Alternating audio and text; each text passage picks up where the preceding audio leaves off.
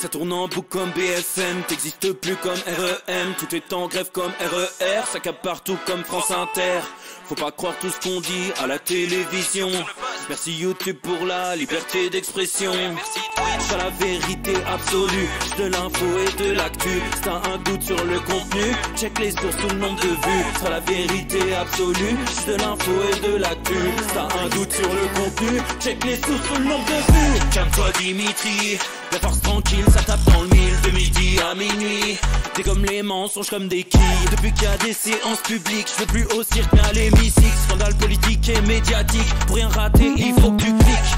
Mec c'est Rémi, le meilleur du pire en ligne de mire. Aucun parti pris, que des avis bien réfléchis. J'ai encore bourré comme un Polac, donc je pensais voir Laurent Ournac. Je crois que je suis toujours à côté de la plaque, mais en politique c'est qui est le crack.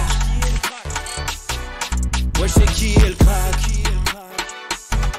Juste milieu. Je crois que je sais qui est le crack. Ça lit des kilomètres de presse pour faire un résumé express. Ça charbonne comme un chinois avec la qualité d'un bavarois. On sera en retraite après notre mort, on sera bouffé par l'inflation. Dans le doute je vais voter Voldemort pour les prochaines élections. Passe de la country à la drill sans transition. C'est pas une bonne idée de me confier cette mission. Si t'aimes pas, dégoûte pas les autres. C'est pas moi qui le dis, moi je suis roi des pauvres. Pour réfléchir, j'ai qu'un euro, non, moins je tomberai pas dans la fraude. Je le prononce Mittel, comme Angela Merkel. Désolé, je fais ce que je peux, je trouve ma répartie chez Lidl. Des enquêtes exceptionnelles, pas de langue de bois et de l'humour. La revue c'est juste mensuel, les vidéos c'est juste tous les jours. Ouais, c'est juste tous les jours. Juste milieu. Regarde ça tous les jours. Juste milieu. Désolé pour mon manque de répartie. Je sais même pas ce que je débite. C'est dur la géopolitique. Ou un peu comme ma...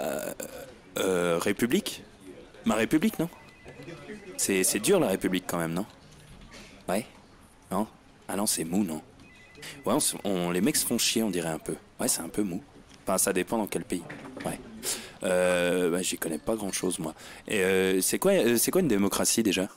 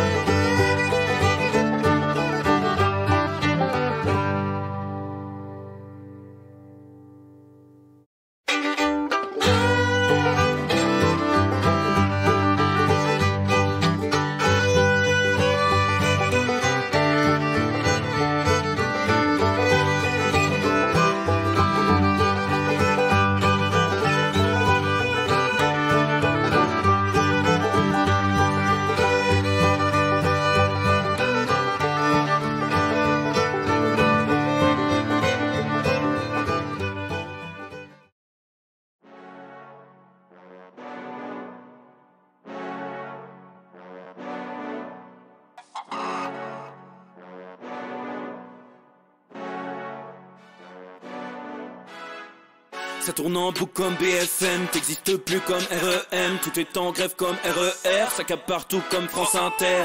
Faut pas croire tout ce qu'on dit à la télévision. Merci YouTube pour la liberté d'expression. C'est la vérité absolue, de l'info et de l'actu. Si t'as un doute sur le contenu, check les sources, tout le nombre de vues. C'est la vérité absolue, de l'info et de l'actu. Si t'as un doute sur le contenu, check les sources, tout le nombre de vues. Calme-toi Dimitri, la force tranquille, ça tape dans le mille. De midi à minuit, t'es comme les mensonges comme des quilles. Depuis qu'il y a des séances publiques, je veux plus au cirque mais à l'hémicycle. Scandale politique et médiatique, pour rien rater il faut que tu cliques. Mec c'est Rémi, le meilleur du pire en ligne de mire. Aucun parti pris, que des avis bien réfléchis. J'suis encore bourré comme un Polac, donc j'pensais voir Laurent Ournac. J'crois que j'suis toujours à côté de la plaque, mais en politique c'est qui est le crack. Ouais c'est qui est le crack. Juste milieu. J'crois que c'est qui est le crack. Ça lit des kilomètres de presse pour faire un résumé express. Ça charbonne comme un chinois avec la qualité d'un bavarois. On sera en retraite après notre mort, on sera bouffé par l'inflation. Dans le doute je vais voter Voldemort pour les prochaines élections. Parce que la country à la drill sans transition. C'est pas une bonne idée de me confier cette mission. Si t'aimes pas, dégoûte pas les autres. C'est pas moi qui le dis, moi je suis le roi des pauvres. Pour réfléchir, j'ai qu'un euro, non, moins je tomberai pas dans la fraude. Je le prononcerai Lichesmittel, comme Angela Merkel. Désolé, je fais ce que je peux, je trouve ma répartie chez Lidl. Des enquêtes exceptionnelles, pas de langue de bois et de l'humour. La revue c'est juste mensuel, les vidéos c'est juste tous les jours. Ouais, c'est juste tous les jours. Juste milieu. Regarde ça tous les jours. Juste milieu. Désolé pour mon manque de répartie. Je sais même pas ce que je débite. C'est dur la géopolitique. Ou un peu comme ma... République. Ma République, non? C'est dur la République quand même, non? Ouais? Non? Ah non, c'est mou, non? Ouais, les mecs se font chier, on dirait un peu. Ouais, c'est un peu mou. Enfin, ça dépend dans quel pays. Ouais. Bah, j'y connais pas grand chose, moi. Et c'est quoi une démocratie déjà?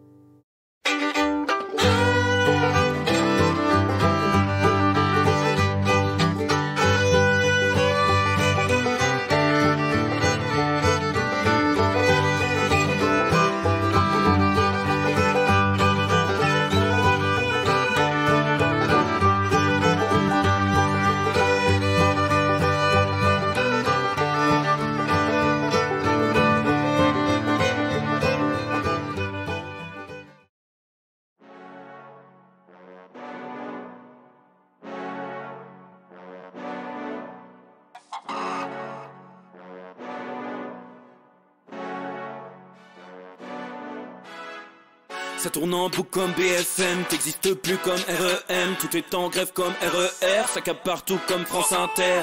Faut pas croire tout ce qu'on dit à la télévision. Merci YouTube pour la liberté d'expression.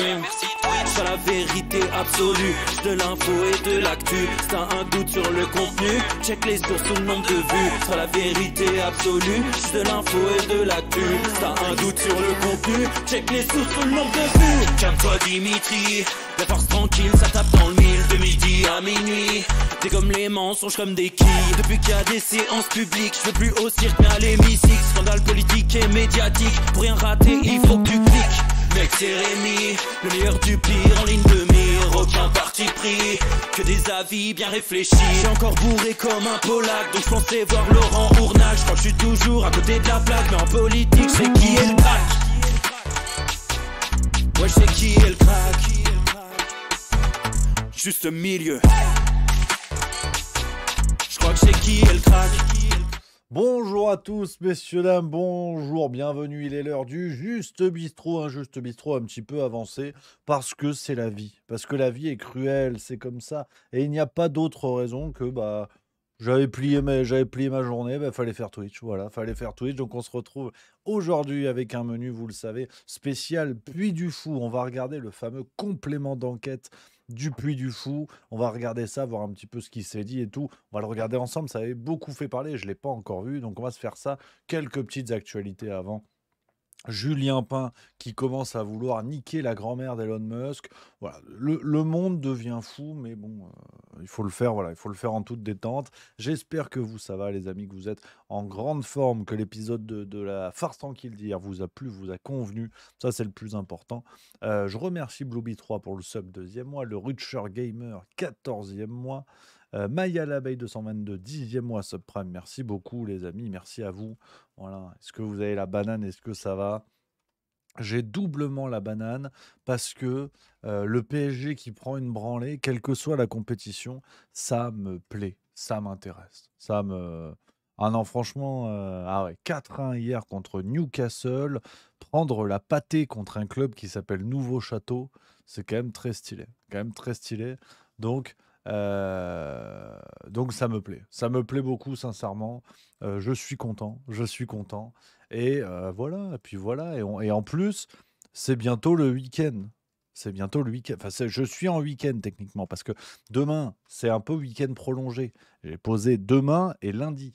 Donc je serai de retour mardi, mécaniquement. Et dimanche midi, je suis au Grand Buffet de Narbonne. Et ça, j'en suis particulièrement fier. Je vous le dis tout de suite, je suis particulièrement fier. Ça fait plaisir. Merci à Socrate Chat Bleu pour le sub 12e mois et Pacrette 0591 19e mois. Ça, c'est incroyable. Ça, c'est incroyable. Bonjour, à garder le fil. Michel et Marie-Thérèse de la galerie Port-Franc que j'embrasse. Voilà, à Lausanne. Voilà, on embrasse. N'hésitez pas à aller faire un tour, c'est beau comme tout. Ah, moi, ça m'a. Ah, j'étais bien. J'étais bien. Salut à toi. Mon Michel, j'espère que ça va. Et Marie-Thérèse, voilà, que du plaisir. C'est une grande famille. C'est une grande famille. Dans le monde entier, je crois qu'on peut le dire. Ça, c'est chouette. Ça, c'est chouette comme tout. Il y a Edo 366 qui est vexé, qui dit oh, je me casse si tu tapes sur le PSG. Non, mais non, mais attends. Ils se sont fait taper suffisamment hier. Moi, je constate. Je constate. 20K91 qui nous dit réunion visio. J'ai coupé mon micro pour pouvoir écouter tranquillou. Non. Oh, les feignants, putain. C'est pas vrai. C'est un bon souffle, ouais. Non, mais c'est bien, t'as raison en même temps. T'as raison. Et c'est le plus important. On est, voilà, faut trouver. Si je peux vous aider comme ça à chaparder dans les coins, c'est bien. C'est bien. Non, non, c'est très important. Très important, les amis. Voilà. On va attaquer petit à petit parce que l'émission dure après 1 heure, l'émission du Puy du Fou, qu'on va se mater ensemble, on va se la déguster. Quelques petites actualités avant pour commencer. Je voulais vous passer cet extrait, c'est peut-être en ce moment encore, l'émission n'est peut-être pas encore finie. L'ami Pierre Chaillot, que je salue, que j'embrasse, qui est dans le secteur, qui était chez Sud Radio avec André Berkoff, et il est revenu sur la déclaration d'Aurélien Rousseau. On en a longuement parlé dans le Juste Bistrot. Je voulais vous montrer ça, les copains, pour en papoter gentiment. Voilà, et forcément, j'ai pas configuré mon truc. Non, mais putain, c'est pas vrai d'être mauvais comme ça. Il faut entendre bien le nouveau ministre de la Santé, Aurélien Rousseau. Eh bien, lui, vous voyez, il n'y a pas besoin d'être paranoïaque. Tout va bien, tout va bien. Le nouveau vaccin arrive et tout va pour le mieux dans le meilleur des mondes. Écoutez.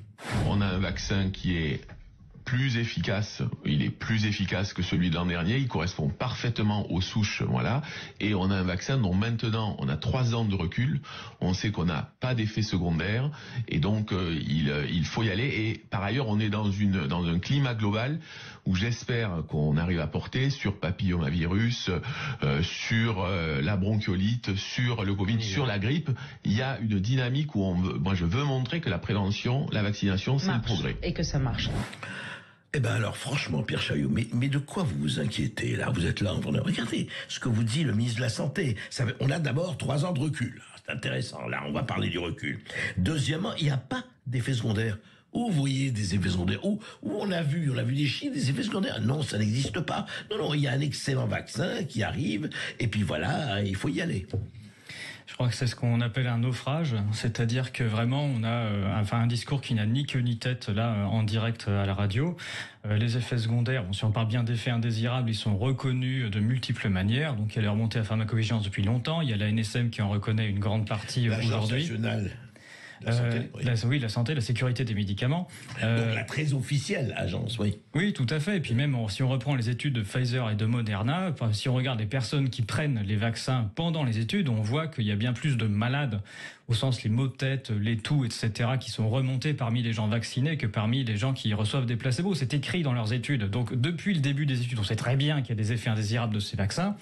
Et peut-être il y a peut-être une erreur de langage de sa part, puisque les effets indésirables des vaccins sont ce qu'on appelle des effets primaires, puisqu'en fait ils arrivent juste après la vaccination, et c'est bien le premier effet. C'est le premier effet de la vaccination de rendre malade et d'avoir un effet qui est indésirable. Et ça arrive pour tous les vaccins d'ailleurs. Oui, et s'il y a un effet secondaire du vaccin, c'est de protéger contre quelque chose. Donc si le ministre nous dit qu'il n'y a pas d'effet secondaire, on peut peut-être être d'accord sur le fait qu'en effet, ils n'ont jamais rien montré de protéger de quoi que ce soit. Et donc en effet, dans ce sens-là, il n'y aurait pas d'effet secondaire, mais bien des effets indésirables et uniquement ça. Très beau renversement de l'ami Pierre Chaillot qu'on a reçu sur Juste Milieu avec grand plaisir. Et c'est vrai que voilà, petite séquence qui en dit long pour continuer à creuser ce qu'il qualifie de naufrage, et je suis quand même pas loin de lui donner raison, d'Aurélien Rousseau. Et effectivement, on parle beaucoup de narratif. Alors c'est un terme, on est d'accord, on n'est pas d'accord, et qui vient peut-être un peu galvaudé, mais pourquoi pas. Euh, on voit des narratifs officiels, qu'ils soient médiatiques ou gouvernementaux, qui sont de plus en plus des négations du réel. Je peux vous dire que j'avance dans le livre d'Agnès Buzyn. Vous savez, je suis en train de me le farcir pour vous préparer une vidéo bientôt. Euh, enfin, on est quand même à deux doigts de la science-fiction. Si vous voulez, c'est entre Starship Trooper et il faut sauver le soldat Ryan. T'es entre la science-fiction et la réécriture de l'histoire. C'est quand même génial. Un journal, tu sais, qui est édité, on voit, mais des notes de bas de page, des trucs comme ça. Le truc est revu, corrigé. J'attends de tout finir pour repasser en fait avec ce qui n'est pas dedans en fonction des dates, en fonction des trucs comme ça. C'est sidérant. Franchement, c'est sidérant. Mais bon, je me suis engagé dans cette connerie. J'assume, hein. J'assume la salade, hein. Donc, on verra ce que ça donnera. Mais c'est vrai que cette négation du réel et cette volonté de refaire l'histoire, tout ça, se multiplie. On peut parler, alors rapido, j'ai pas envie de faire 3 heures là-dessus parce que ils deviennent de plus en plus insignifiants et je crois que il faut les laisser là. On a des nouvelles de Julien Pain qui nous a dit, c'était sur son profil Twitter aujourd'hui hier à 14h51. Bonjour BNP Paribas Société Générale, vous faites partie des 7 banques qui ont permis à Elon Musk de racheter Twitter. Je propose que vous fassiez tout ce qui est en votre pouvoir pour mettre un terme à la dérive nauséabonde de ce réseau social. Virer Musk serait un premier pas. Alors, qu'est-ce que vous voulez que je vous dise? Ce serait trop facile de sombrer dans l'insulte, ce serait trop facile de nier la réalité là encore. Vous avez Julien Pain qui pense que en fait les banques peuvent virer des chefs d'entreprise parce qu'ils ont décidé. Alors des chefs de gouvernement, là, j'aurais été d'accord avec lui. Mais les chefs d'entreprise, non. Et le mec veut virer Elon Musk parce qu'il n'est pas content de ce qui se dit sur Twitter. Je sais pas où on en est. Peut-être que c'était du second degré. Je sais plus. Je sais plus quoi vous dire, honnêtement. Sincèrement, ça commence à me dépasser, quoi. Des gens qui ont prétendu, si vous voulez, incarner une figure de savoir et de vérité, qui aujourd'hui mettent ce genre de choses. Peut-être qu'on est dans le trollage, trolling, je sais pas comment on dit, les trolls. Il y a les trolls maintenant sur Internet. Je sais pas quoi vous dire. Moi, je rêve, si vous voulez, que le community manager d'une des deux banques réponde MDR Techie, point d'interrogation. Et là, je peux vous dire que je me fais tatouer le tweet sur le cul. Parce que c'est une aubaine, en fait. Comme c'est un peu la mode, tu sais, les grandes entreprises qui ont des community managers qui font des blagues pour faire un peu le buzz sur les réseaux sociaux. Là, ce serait parfait. Je veux dire.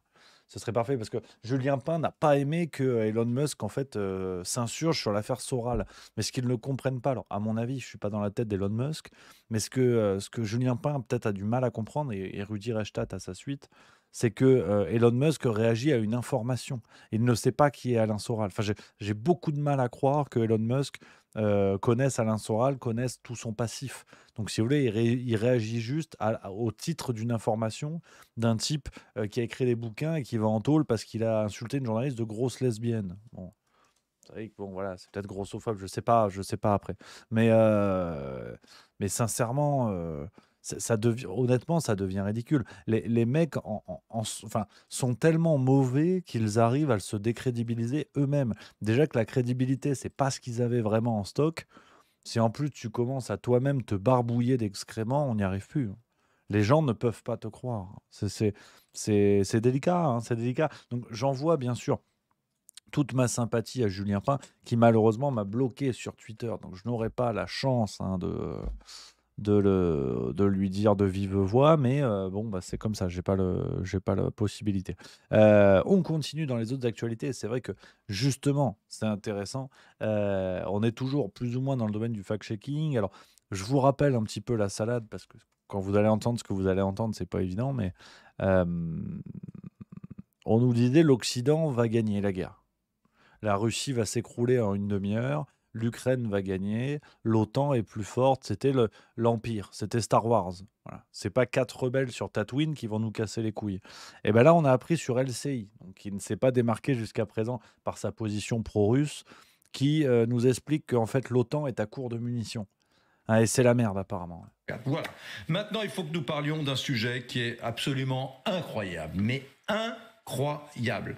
Un officier supérieur de l'OTAN s'est exprimé et a dit, Émilie Broussoulou, en gros, ben c'est vide, on n'a plus d'armes, nous, l'OTAN, voilà, cette force internationale qui fait frissonner de peur Poutine et les Russes, eh bien l'OTAN vous annonce officiellement, monsieur Poutine, que nous n'avons plus d'armes, que nos arsenaux sont vides et qu'il va falloir sérieusement relancer l'industrie américaine, française, anglaise, allemande, etc.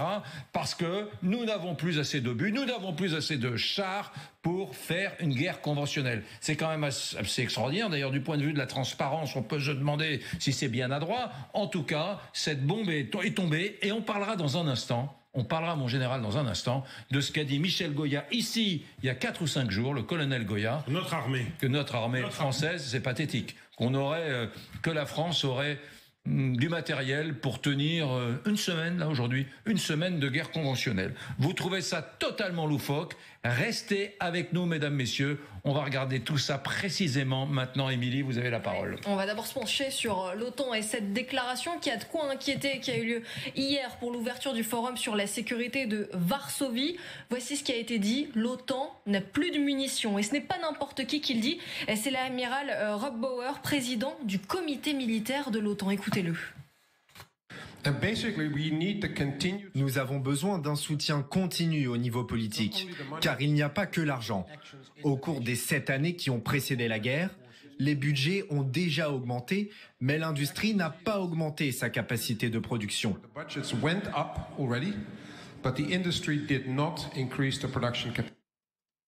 Voilà, donc effectivement, alors une fois de plus, on a envie de se dire, mais merde, quand même, il y a beaucoup de gens qui l'avaient sous-entendu et qui s'étaient fait chier à la gueule, quand même, mince, zut, on avait entendu zut. Et là, LCI nous dit, non, en fait, c'est bon. Alors, LCI qui recevait il y a quelques jours, on en avait parlé, hein, Jean Quatremer qui expliquait qu'en fait, la France était en guerre. Voilà. On est en guerre, mais on a des munitions pour une semaine. Donc, on est en guerre, mais il va falloir bricoler avec des fourches. Hein. Et le Ruskov surarmé, à mon avis, part avec un avantage.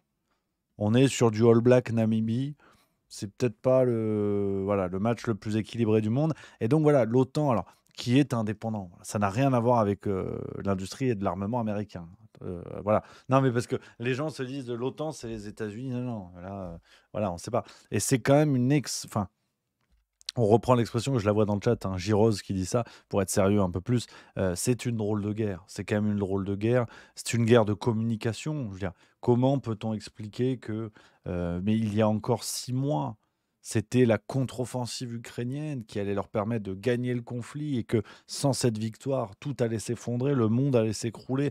Poutine s'arrêterait à Kiev, puis à Varsovie, puis à Paris, puis sur Tatooine, puis l'étoile noire, puis le Mordor. Donc un narratif qui n'avait fait qu'amplifier depuis le début de la guerre. Et aujourd'hui, du jour au lendemain, il n'y a plus d'armes. Plus d'armes. Il n'y a plus. On a compté. Il reste 2 munitions de FAMAS. Donc, il va falloir bien viser. Là, les gars, envoyez-nous les meilleurs snipers parce que là, on est dans la merde. Donc, il n'y a plus d'armes. Voilà. Il n'y a plus rien.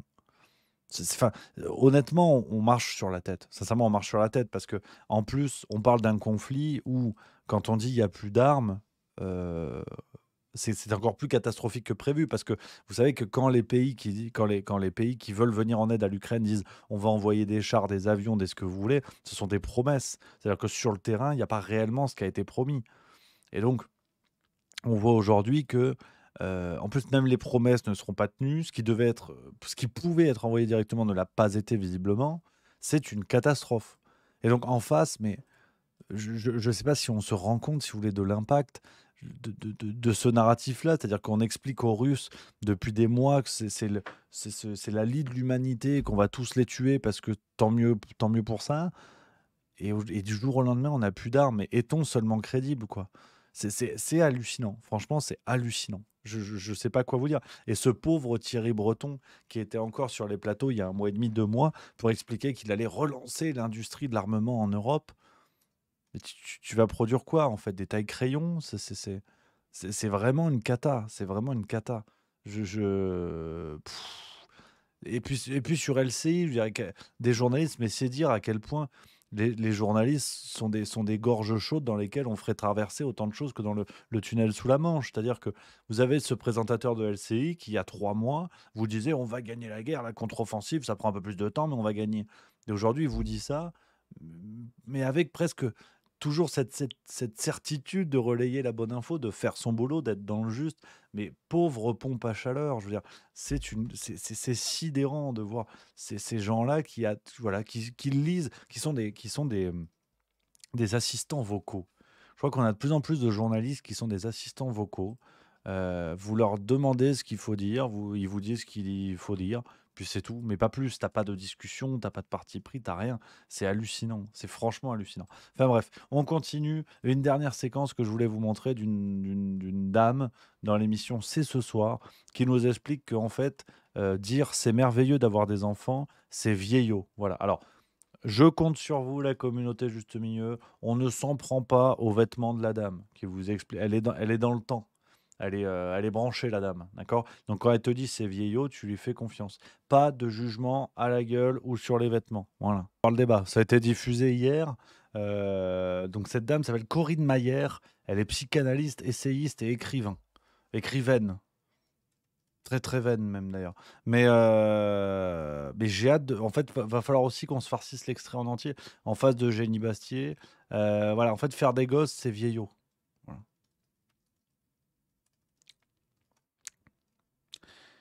Qu'est-ce que tu veux que je te dise? Après, moi, j'y suis pour rien. On y reviendra là-dessus. On y reviendra là-dessus parce que moi, je suis dans l'air du temps. Je fais les émissions, je vous parle d'actualité. Il faut s'y faire. Il faut s'y faire. C'est c'est comme ça. C'est arrêter un peu de. Hein? Parce qu'au bout d'un moment, c'est pas facile pour moi non plus, hein. C'est-à-dire que j'ai vu un truc avant l'émission. euh,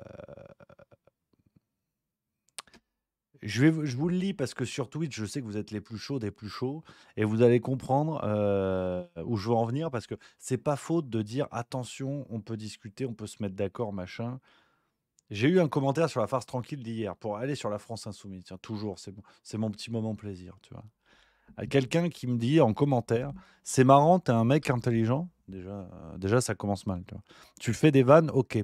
Mais faire des vannes n'exempte pas d'une certaine honnêteté intellectuelle. Quand tu dis que Katniss jouait au boxeur avec sa femme, alors qu'il l'a giflé une fois et a eu le courage de le reconnaître publiquement, tu es malhonnête. Quand tu prétends que traiter quelqu'un de tafiole de merde dans un groupe privé sous le coup de l'énervement devrait être mis à l'écart de son parti, soit cancel, tu es malhonnête. Quand tu prétends ne pas comprendre le concept de créolisation alors qu'il s'agit simplement de constater que des influences culturelles diverses produisent une culture originale, nouvelle, qu'il en sorte quelque chose de neuf, je pense également que tu es malhonnête, car encore une fois, trop intelligent pour ne pas le comprendre. Bref, tu peux continuer de jouer à taper sur tout le monde sans distinction pour te donner des airs d'impartialité, ça ne vaut pas brevet d'honnêteté intellectuelle. Alors un commentaire dense qui fait plaisir. Mais je trouve ça, c'est à la fois passionnant, c'est à la fois le moteur de Juste Milieu, mais c'est à la fois ce qui me rend fou. Ce qui me rend fou, et je crois que ce que je n'arriverai jamais à comprendre, mais ce qui pousse justement au débat, ce qui pousse à toujours faire l'effort, tu vois. Mais voilà. C'est-à-dire qu'on explique, alors, cette personne, voilà, et c'est chouette, ça va dans le sens du débat, hein, mais cette personne me dit ouais, mais attends, la vanne Katniss joue au boxeur avec sa femme, ça va pas, parce qu'il ne l'a giflé qu'une fois, il l'a reconnu. Ah ben ça va alors. Ah bah d'accord. Ah d'accord. Il ne l'a pas violée, il l'a biflée. Ah pardon, d'accord, désolé. La vanne est un peu rude, je suis désolé, mais dire où on en est, c'est ce que je vous disais hier, où peut mener l'aveuglement politique. C'est-à-dire que on peut défendre un camp, défendre une idéologie, je le dis 1000 fois, je fais que radoter, ça commence à me gonfler. Parce que visiblement, ça passe pas, tu vois. Ça passe pas et quand je lis des trucs comme ça, j'avoue que je reste un peu béat et j'arrive pas à comprendre, quoi. Pareil, enfin, comment dire? Est-ce que je lirais voilà, parce que j'ai pas envie de faire 8 heures là-dessus, on va regarder le documentaire. Heu, est-ce qu'on me dirait la même chose si la France insoumise réagissait à ces mêmes agissements du côté du RN? C'est-à-dire que si on voyait tous les membres LFI, les membres médiatiques qui iraient dans les médias dire: «Ouais, vous avez vu, il a dit ta fiole, il a dit machin». Est-ce qu'il y aurait le même sens de la compréhension, la même ouais, mais bon, sous le coup de l'énervement? Enfin, il faut quand même se rappeler que, par exemple, quand ça concernait un autre parti, on avait l'histoire du député de Fournas, député RN, qui avait dit qu'il retourne en Afrique. À ce moment-là, des députés La France Insoumise, les députés médiatiques La France Insoumise, avaient eu l'oreille pour comprendre à l'oral que l'accord, c'était la troisième personne du singulier et non pas la troisième personne du pluriel. Donc déjà, à l'oral, ils avaient entendu ça, ils avaient entendu, et ils venaient t'expliquer que c'était scandaleux, c'était machin, c'était bidule. Mais moi, je veux bien faire preuve de tempérance et je veux bien croire que, ok, il y a toujours des conditions d'explication. D'accord, mais pourquoi il n'y a jamais d'explication pour les autres? Au bout d'un moment, ça devient de la mauvaise foi terrible, quoi. Ça rend fou. Ça, franchement, c'est un truc qui me rend zinzin et c'est toujours la même ritournelle, en fait. C'est toujours pareil. Vous allez bientôt avoir une affaire qui sera dirigée contre la France insoumise, un propos, un agissement, un machin, et on va en faire 3 heures. Mais le problème, c'est que un jour, il faudra faire la liste. Il faudra faire la liste de tout ça. Quand Louis Boyard apparaît dans un clip de rap où on invite à tuer Marion Maréchal ou Marine Le Pen, je sais plus, la polémique, elle a duré 10 minutes. Il y avait pas de polémique. Aujourd'hui, la France insoumise, ce que je ne comprends pas, c'est qu'il nie en plus la réalité à tel point qu'il nie le fait de maîtriser le rythme médiatique. Et ce qui est quand même un certain coup d'éclat, il faut le reconnaître. La France insoumise, aujourd'hui, fait partie enfin, les personnalités médiatiques de la France insoumise font partie des personnalités qui arrivent à donner le là du rythme médiatique. Donc, il y a des affaires, ils arrivent à les éteindre, ils arrivent à les allumer en fonction de leur présence. Et ça, c'est très fort. Regardez ce qui s'est passé avec Carlos Martins Bilongo quand il allait en banlieue à Nanterre pour se faire taper dessus. Ils ont complètement étouffé le truc. Et là, personne n'est venu parler de racisme et tout. Donc, au bout d'un moment, ça commence à me rendre absolument fou, quoi. Alors, je réponds dans le chat parce que c'est toujours bien de papoter, de discuter. Il y a Balvechard qui dit: je trouve que tu parles beaucoup plus de Quatennens que de Abad ou Darmanin. Et je pense que je tente de calculer ton temps de critique sur LFI et sur les autres pour te le démontrer. Mais tu me le démontres quand tu veux, cher ami. Regarde toutes les vidéos. Si j'ai pas parlé d'Abad ou de Darmanin, mais je me coupe les deux bras. D'accord? Donc, ça aussi, je veux dire, les pros LFI, vous êtes sympas comme tout. Mais vos procès d'intention de «Ah, tu parles d'LFI actuellement, donc ça veut bien dire que tu veux pas parler des autres», faut arrêter les conneries, les gars. Franchement, pas à moi. Honnêtement, pas à moi. Ça fait quand même 2 ans et demi que je bricole sur Juste Milieu. Tu crois que je m'amuse depuis 2 ans et demi à faire de la France insoumise? Bien sûr qu'il y a un ramassis d'ordures chez La République En Marche, chez RN, chez LR.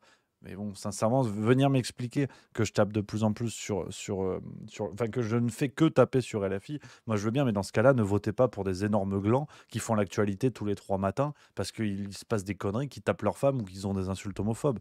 Moi je veux bien, mais au bout d'un moment, il faut aussi reconnaître que il y a certains moments où il y a des rythmes où on ne parle que de la France insoumise. Parce que le rythme des affaires médiatiques qui font l'actu, eh ben, il n'y a que eux. Je suis désolé, mais il n'y a que eux. Et c'est d'ailleurs ce qu'ils cherchent. Donc, en plus, c'est là où cet élément-là est d'extrême mauvaise foi, parce que c'est précisément la politique médiatique de la France insoumise et d'autres d'ailleurs, d'Europe Écologie Les Verts, je pense à Rousseau par exemple, c'est d'occuper l'espace médiatique coûte que coûte. Donc, je veux dire, venir me reprocher que ah ouais, mais tu parles que d'eux parce qu'on ne parle que d'eux et qu'il y a des affaires sur eux, mais c'est ce qu'ils cherchent en fait. Sandrine Rousseau, elle est toujours là à dire des dingueries pour espérer qu'on parle d'elle. Donc en plus, c'est doublement de mauvaise foi. Je reprends ton message pour discuter avec toi, Balvechard. Tu en as parlé, mais vraiment pas autant toutes les semaines. Tu reviens sur Quatennens, c'est pas les autres. Tu as traité les affaires et t'es passé à autre chose. Mais si tu veux, je laisse le bénéfice du doute. Honnêtement, j'ai du mal à y croire. Enfin, honnêtement, j'ai du mal à y croire qu'on vienne m'expliquer ça. Regarde les vidéos de la chaîne YouTube. Peut-être que t'es pas passé dessus depuis un certain temps. Regarde juste ça, quoi. Regarde juste ça. si je parle pas de la République en marche, je t'avoue qu'il va falloir me le démontrer. Je suis quand même preneur du calcul, hein. Sandrine Rousseau, j'ai fait une vidéo entière sur elle, hein. Et pas sur Quatennens d'ailleurs. Donc je suis quand même pas certain, si tu veux. Donc bon, mais après pourquoi pas, hein. J'ai fait des vidéos sur des vidéos entières sur des types du gouvernement. La série Cassolette et Macronie, c'était que des types du gouvernement. Je veux bien, mais bon, honnêtement, c'est un peu léger. Je le dis, franchement, les gars, pas sur juste milieu. Vous le savez, je respecte le fait que tout le monde vote pour qui il veut. J'ai aucun problème avec ça. Mais renversez pas la charge de la culpabilité en sous-entendant que presque c'est moi qui vais chercher les scandales là où il n'y en a pas. Dire, si demain, admettons, Sébastien Chenu frappait sa gonzesse et que j'en parlais pas, mais la quantité de seaux de merde que je prendrais et que je me mettrais moi-même. C'est juste que jusqu'à présent, Sébastien Chenu n'a pas tabassé sa gonzesse. Que jusqu'à présent, une députée RN n'insulte pas des collaborateurs ou des gens ou d'autres gens de ta fiole de merde. Donc, quand ça arrivera, je le ferai. Enfin, bien évidemment, tu vois. Est-ce que jusqu'à présent, à la limite, la question que je veux te poser, cher Balvechard, est-ce que jusqu'à présent, j'ai omis de parler de ce genre d'affaires, tout parti confondu? Après tout, c'est ça que je veux dire. C'est pas tant la rythmique de machin, de bidule. Cite-moi des affaires que j'ai oublié d'évoquer, que je n'ai pas évoquées et qui pourraient me prouver un tournant idéologique ou des choses comme ça. À la limite, je suis très preneur et peut-être que tu en trouveras avec grand plaisir, hein. Mais c'est juste pour être fixé sur ça. Moi, voilà, demain, tu as un député parti communiste qui frappe sa gonzesse, je peux t'assurer que je vais en parler. Je peux t'assurer. D'autant plus s'il est défendu par son parti et qu'il est réintégré derrière. Je peux t'assurer qu'il y en aura. Sauf que jusqu'à présent, voilà quoi. Il y a mon Yang Daouda qui dit: Avoue, Rémi, tu t'es fait piquer ta meuf par un mec de LFI. Non, à ma connaissance, non. Mais bon, après, on sait jamais. On sait jamais. Et mon Balvechard qui dit: J'ai pas dit ça, je dis que tu t'acharnes sur eux. Mais mon pauvre ami, du coup, je dois faire quoi? Si je me contente de parler des affaires, d'accord? Des affaires qui sortent et qui les concernent, mais ça, j'y suis pour rien. C'est quand même pas moi qui ai dit à Quatennens: Va gifler ta femme, on est d'accord? Bon. Si je suis le rythme de l'actualité, du coup, je dois faire quoi? Je dois éviter de parler de certains sujets parce que c'est trop la France insoumise. Moi, je veux bien, mais juste donnez-moi la méthode, en fait. Donnez-moi la méthode. Darmanin, je crois qu'il y a un épisode sur 2 de La Farce Tranquille où je fais une vanne sur Darmanin. C'est même dans le texte du spectacle, de tout ce que tu veux. Donc, enfin, c'est un peu léger, quoi. Honnêtement, les amis, c'est un peu léger. Moi, trouve-moi juste des affaires que je n'ai pas évoquées qui prouveraient que je m'acharne sur la France insoumise.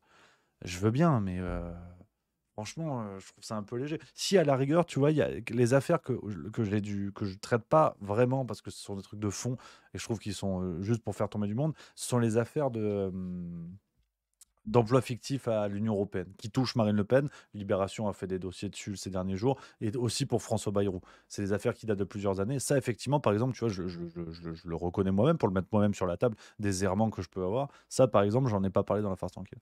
Mais ce que je veux juste dire, c'est, voilà, donne-moi les affaires que j'ai ignorées volontairement, qui concerneraient le RN, qui concerneraient tout ça. Bon, je suis quand même pas certain que ce soit un acharnement. Mais bon, bref, c'est vrai que vous savez, ça me fait monter dans les tours, ces sujets-là. Mais c'est le but du jeu. C'est le but du jeu, c'est ça qui me plaît bien. Et Rimkus qui dit, et je suis tout à fait d'accord, le RN, on n'entend rien du tout sur eux. Normal, ils sont inexistants, nos oppositions en papier mâché. Je suis complètement d'accord avec toi. Mais pour vous dire, pour vous donner un peu les coulisses de La Farce Tranquille, pour vous dire un truc, vous connaissez l'engagement, c'est que je tiens justement dans les épisodes à taper sur tout le monde, mais le RN, ils font tellement rien que je vous jure que par moment, justement, je vais chercher les fonds de tiroir pour éviter de les oublier, justement. Mais c'est vrai que le RN, c'est sidérant. Il n'y a rien qui sort. Il n'y a rien qui sort. Alors, non pas qu'il soit parfait. Ça aussi, qu'on soit bien d'accord. Je pense qu'il y a énormément de dingueries aussi au RN. Et, attention, attention.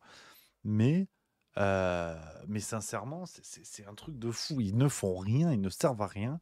Et tu te dis, tous les 5 ans, ils vont ressortir avec des trucs pour prendre une branlée au second tour. C'est assez fou. Il y a Garantir les besoins qui dit, après, si tu préfères mettre à égalité des fascistes et des gens neutres, bah, c'est ton problème.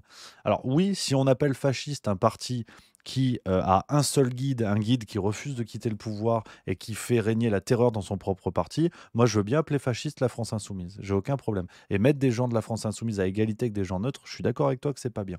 Je suis complètement d'accord avec toi. Après, ça dépend ce qu'on appelle fascisme. Est-ce que c'est appelé fascisme pour faire éructer des lycéens parisiens qui voient du fascisme partout, ou est-ce qu'on appelle fascisme d'après la définition des livres d'histoire? C'est juste pour savoir, en fait. Là, il faut juste être précis là-dessus, parce que voilà, le petit chantage au fascisme, on connaît. Voilà, moi, je veux juste la définition, en fait. Je veux juste la définition de savoir ce qu'est le fascisme. Mais c'est toujours intéressant, tu vois. Le débat est vif, et ça, c'est chouette. Et ça, on s'en sortira. Si on peut juste éviter de sous-entendre que les uns sont des menteurs et les autres sont des fascistes, pourquoi pas? Il n'y a pas de problème. Ah, mais garantir les besoins, qui dit, ça, c'est marrant parce qu'il dit définition d'Umberto Eco. Tu me refais le même coup que Bad Mulch, mais lisons. Enfin, aujourd'hui, on va faire le Puy du Fou, mais on peut le lire si tu veux rapidos, hein. Parce que ce qui est intéressant dans cette définition, c'est que chacun y voit ce qu'il y veut. C'est un bouquin, je vous mets la ref, tu vois, je suis tellement pro-fasciste que je vous mets la ref. Reconnaître le fascisme. Il faut lire ce livre avec les caractéristiques qui permettent de reconnaître le fascisme.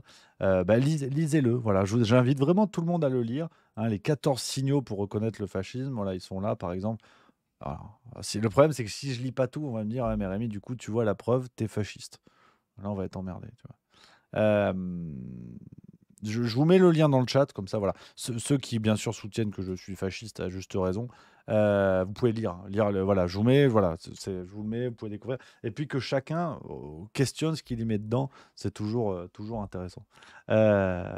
Donc, les amis, on va continuer. Mais d'ailleurs, soit dit en passant, je suis complètement d'accord que pour moi, la République en marche se rapproche du fascisme. Tu vois, comme quoi, ce qui est intéressant, c'est qu'on peut valider des cases du fascisme dans bien d'endroits, dans bien des endroits. Donc voilà, que ce soit dit. Twitch qui dit tu pourrais mettre des chemises noires de temps en temps. Ah bah oui, non, mais au rythme où vont les choses, ça va être voilà. Non, alors les amis, on va revenir sur le programme du jour. On était quand même là-dessus. Je me suis emballé, mais c'est vrai que ce sujet-là commence à me foutre des boutons. C'est-à-dire que tu sais, quand tu fais des efforts tous les jours pour justement être rigoureux sur ces questions-là, bien expliquer, et c'est ce que j'ai dit dans la farce tranquille la semaine dernière ou il y a 2 semaines, bien expliquer que attention, désormais je séparais les membres médiatiques de la France insoumise et le parti politique parce que je respectais les électeurs, je respectais le projet politique, mais je ne respectais pas les personnalités médiatiques. Je prends de plus en plus de pincettes et tu as toujours des gens qui viennent te chier dans les bottes. Donc je le respecte et ça fait partie du débat et jamais de la vie je renierai tout ça. Mais au bout d'un moment, franchement, c'est fatigant, quoi. C'est fatigant parce que j'ai pas envie de tomber dans l'accusation de mauvaise foi auprès des gens voilà, qui votent Mélenchon et qui voient dans mon boulot juste la volonté de m'en prendre à la France insoumise. Mais au bout d'un moment, les gars, lutter contre ceux qui nuisent à votre parti. Est-ce que c'est moi qui nuis plus à votre parti ou Chikirou et Quatennens, pour ne pas citer les autres? C'est juste ça, en fait, juste se poser cette question-là. Est-ce que moi, vous enlevez mes vidéos, ça change quelque chose, ou est-ce que vous enlevez ces gens-là, ça change quelque chose? Posez-vous cette question. Au bout d'un moment, c'est usant, quoi. Franchement, c'est usant. Mais bon, je comprends, on peut pas contenter tout le monde, ça je le comprends tout à fait. Mais c'est juste que si, franchement, les gens qui pensent que je m'acharne sur la France insoumise et que je suis un putain de fasciste, en vrai, tirez-vous, quoi. Qu'est-ce que vous faites là, dans ce cas-là? C'est aussi ça, en vrai, le bout du bout, c'est que si je suis une pompe à vélo et que je suis fasciste et que je m'acharne sur LFI, mais qu'est-ce que vous faites là? Ne regardez pas quelqu'un qui fait un travail qui ne vous convient pas et qui défend l'extrême droite, qui défend le nazisme, qui défend tout ce que vous voulez. Foutu pour foutu, allez chez Bad Mulch, bien volontiers, je fais la pub, tu vois. Là, il n'y aura pas de problème. Vous n'allez pas être embêté. Donc, c'est juste, j'avoue, je veux bien débattre avec tout le monde, je fais tout ce que je peux, mais au bout d'un moment, ça m'agace. Hein, tu vois. Ça m'agace, oui, non, c'est la vie, c'est comme ça. Qu'est-ce que tu veux que je te dise? Voilà, les amis. Non, mais c'est vrai, vous le savez, c'est le sujet qui me rend grognon. Et puis moi, je demande qu'une chose, hein, c'est que des affaires comme ça, il y en ait plein au RN. Au moins, tu vois, pour moi, ça m'aidera justement à faire remonter ma cote de popularité, que les gens voient que je ne suis pas un fan du Troisième Reich, hein. Déjà, je suis même pas ukrainien, donc tu vois. Donc non, moi ça me plairait bien qu'il y ait des affaires comme ça. Au moins, on pourra équilibrer, mais bon, c'est pas moi qui fais l'actu. Alors, tiens, en parlant d'extrême droite, la transition est toute trouvée. On va parler du Puy du Fou. On va parler du Puy du Fou, les amis. Le documentaire complément d'enquête, je voulais le regarder, je ne l'ai pas encore vu, je voulais le regarder avec vous. C'est le menu du jour. On va se faire du react. On va faire react. C'est-à-dire, on regarde. C'est vraiment un truc de branleur, hein. Sincèrement, c'est un truc de branleur.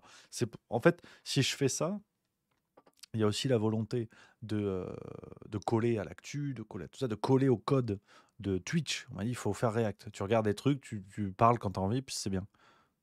Et c'est aussi ce qui me permet de me rapprocher du boulot de député, petit à petit, en termes de rythme de boulot. Je m'entraîne pour être le plus feignant possible. Et là, ça, c'est pas mal comme activité. Donc, j'espère que ça vous plaît, que vous êtes beaucoup à pas l'avoir vu. Comme ça, c'est intéressant. C'est intéressant pour tout le monde. On s'écoute ce documentaire qui a beaucoup fait parler. Paraît-il qu'il y a des partis pris. Et moi, je suis bien embêté parce que j'adore le Puy du Fou. J'y suis déjà allé 3 fois, je crois. 2 fois quand j'étais petit avec les darons au milieu.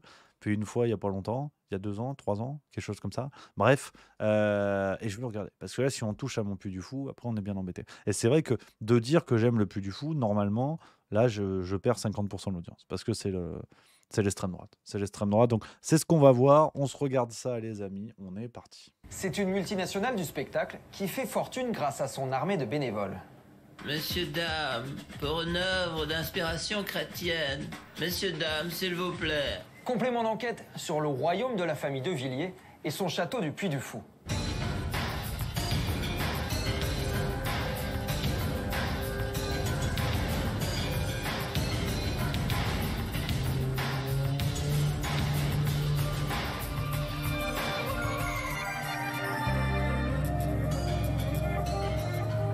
Bonsoir, avec plus de 2 millions de spectateurs par an, c'est le parc d'attractions le plus visité du pays après Disneyland. En cette rentrée, on prolonge un peu les vacances en vous emmenant au Puy du Fou. Nos caméras ont réussi à s'imposer au plus près de la famille de Villiers, mais pas toujours de gaieté de cœur. Alors, une tuile, France 2 qu'elle a. Oui. C'est pas le choix. Oui. Y aurait-il des raisons de se méfier de notre enquête? Derrière la légende et les succès, vous allez voir que le Puy du Fou, ce sont aussi des réécritures de l'histoire. Déjà, monsieur Tristan Walex, allez bien vous faire cuire le cul parce qu'il marche sur la pelouse. Et il y a bien écrit pelouse interdite. Donc déjà, je suis désolé, mais on respecte les codes. Voilà. Non, mais bon, voilà, quelques rappels de type pelouse ne font jamais de mal. Quelques petits arrangements avec la loi et une technique, le réseautage politique. Comment vous avez fait pour faire ça? Mais je suis maire. Attends. Je sais bidouiller, hein. Et pour en parler, on s'est installé devant ce que le Puy du Fou appelle un stadium gallo-romain. On l'interrogera dans un instant l'un des fils de Villiers, l'actuel patron du parc. Ce sera juste après l'enquête de Raphaël Tresanini, Joseph Allais, Vincent Kellner et Vincent Buchy pour Icari, en partenariat avec Mediacité. À chaque début d'été, ce petit coin de Vendée devient l'épicentre des passionnés d'histoire et de grands spectacles. Ce soir, ils sont une dizaine de milliers, de tous les âges, de tous horizons, et viennent d'un peu partout en France. Mesdames, mesdemoiselles, messieurs, bonsoir. L'association Puy du Fou est heureuse de vous accueillir ce soir. Ils sont venus assister à la cinécénie. C'est le joyau, la pièce maîtresse du Puy du Fou. Allez, santé les amis. Et à cette première soirée, la saison 2023. Un hymne à l'histoire de France, joué par des acteurs qui ressemblent à ses spectateurs. Ici, tous les comédiens exercent un autre métier. Tous. Alors, on va peut-être pas rebondir à chaque truc, hein, mais des comédiens qui ressemblent à leurs spectateurs, c'est-à-dire... Je suis pas certain de comprendre le texte, mais bon, on va peut-être pas s'arrêter à chaque sous-entendu, mais curieux quand même la tournure de phrase. Curieuse la tournure de phrase. Sont bénévoles. Attention! Et ils sont nombreux, très nombreux. Dans quelques minutes, ils seront près de 3000 à monter sur scène, prêts à se donner sans compter pour mettre en lumière l'œuvre du plus célèbre des Vendéens. Voici la cinécénie du Puy du Fou, écrite et mise en scène par Philippe de Villiers. Bonne soirée à tous. Ici, tout le monde l'appelle le créateur. Cela fait plusieurs mois que nous lui proposons une interview. 12 appels, 3 messages, aucune réponse.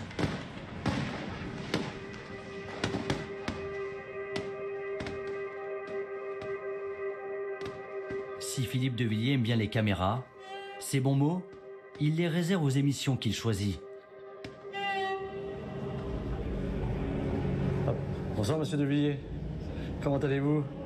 Ça va, je peux vous poser une question? Apparemment, nous n'en faisons pas partie.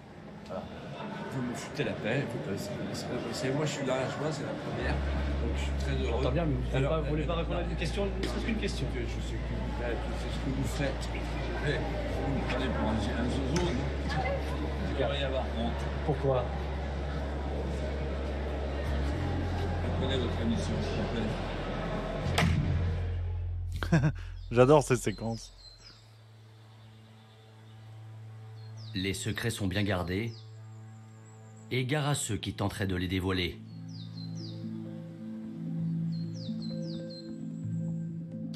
C'est l'histoire d'un petit spectacle de campagne, devenu l'un des fleurons du tourisme français. Le Puy du Fou, c'est avant tout une formidable machine à cash. Une aventure collective qui cache une saga familiale où le pouvoir se transmet en héritage. Le Puy du Fou appartenait aux bénévoles et appartient maintenant à une seule famille. Un parc d'attractions qui, derrière le divertissement, impulse sa vision de l'histoire de France. L'idée du Puy du Fou, c'est de rappeler à tous les Français que la France est catholique et royale. Un domaine avec ses propres règles, ses milliers de fidèles et des méthodes qui interrogent. À tous les quatre, là, tout le monde est bénévole, là? Ouais, c'est pour le parc. C'est peut-être une nouvelle forme de capitalisme. Pendant plusieurs mois, nous avons tenté de comprendre ce qui se passe derrière les remparts du château. On n'est pas dans la cachotterie, pas dans cette maison. Enquête sur le parc d'attractions le plus politique de France.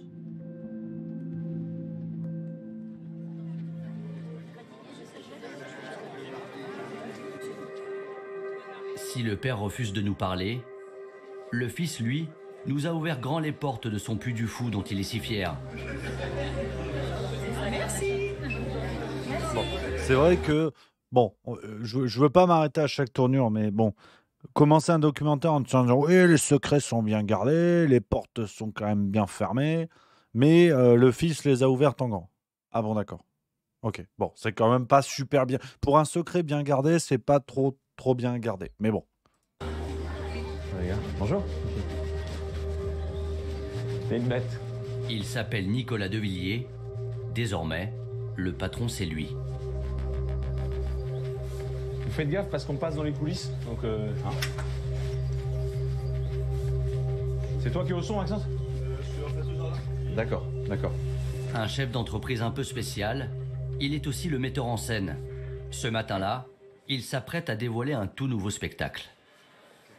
Tu connais la chanson de Goldman, comme toi, tu vois.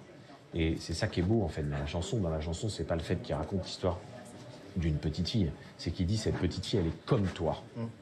Et donc, ça aurait pu être toi. Et c'est ça qui fait pleurer dans la chanson. On va ouvrir les portes dans 2-3 minutes, donc peut-être c'est pas mal que... Hein, ok. Allez. Hein, c'est parti, vous redonnez le... Allez, on y va? Nicolas de Villiers est tendu. Il réalise là le plus gros investissement de l'histoire du Puy du Fou. C'est un moment terrible. C'est un moment où on a envie de se liquéfier, quoi. On a envie de disparaître sous le tapis. Mais non, il faut être là et puis il faut accepter. Coût de production, 20 millions d'euros. Dans la salle, les notables de Vendée ont fait le déplacement, élus locaux, gendarmes, et dans le public presque incognito, le créateur.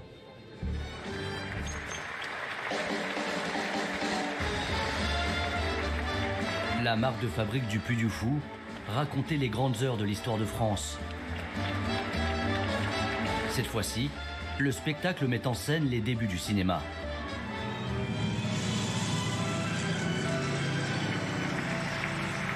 Philippe de Villiers a transmis sa couronne au dauphin. Pour l'instant, c'est un parcours sans lourd. faute. Mais c'est d'une lourdeur, les références au royalisme. Oh, c'est d'une lourdeur. Oh là là. Je ne peux pas ne pas souligner avec fierté la fierté du père, si vous me permettez cet instant d'affection, pour dire que le réalisateur de spectacle, il ne faut pas se tromper, c'est pas moi, c'est la relève, Nicolas de Villiers. Adoubé par son père, mais aussi par le métier.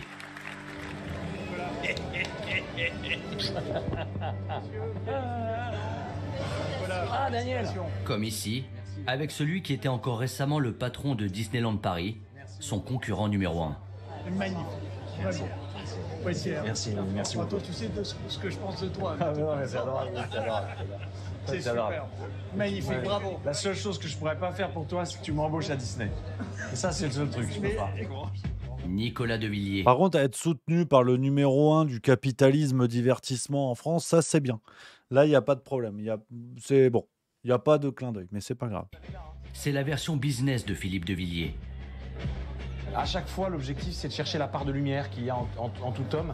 Et l'imaginaire collectif que nous avons en commun nous rassemble, nous fédère. Les médias. Et c'est pour qui vous voulez jouer? Pour moi, c'est Florian. Les relations publiques.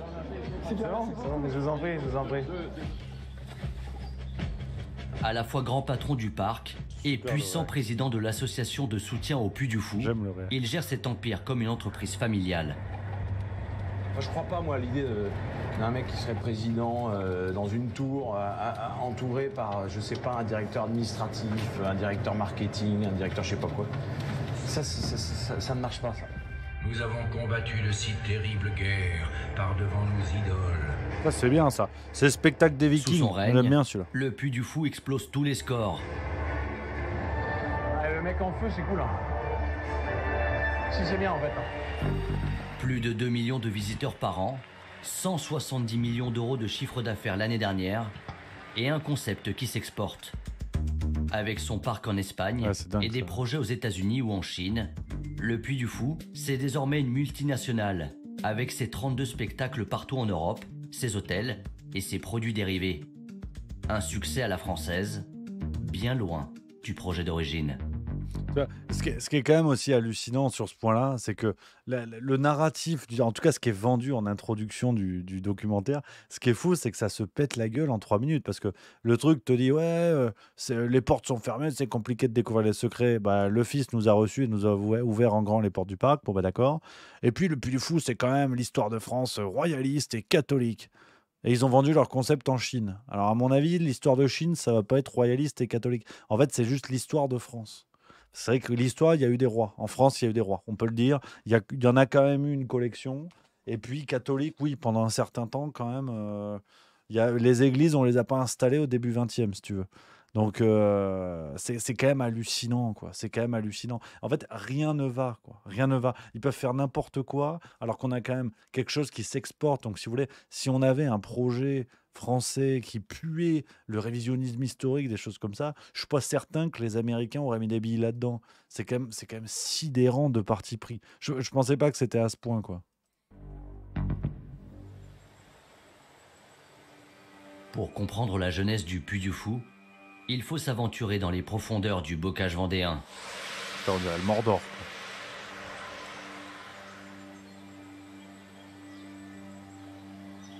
Une terre pieuse, avec ses drames et ses secrets. Celui qui va nous les révéler a été le premier apôtre de Philippe de Villiers. Non mais... Sans lui, le champ lexical, ils se font plaisir quand même. le Puy du Fou n'aurait probablement jamais existé. Un dimanche, le maire vient me trouver et me dit, Jean-Marie, dis donc, il y a un huluberlu là, qui vient aux Herbiers présenter un truc, tu sais, il veut faire un spectacle au Puy du Fou. Ah ben bon, on a eu un type brillant à l'extrême. Mais ce con-là, il m'avait reluqué. Puis s'était renseigné surtout. Le jeune énarque ne vient pas le voir par hasard. En 1977, Jean-Marie Delahaye est entrepreneur dans le bâtiment et une figure du monde associatif.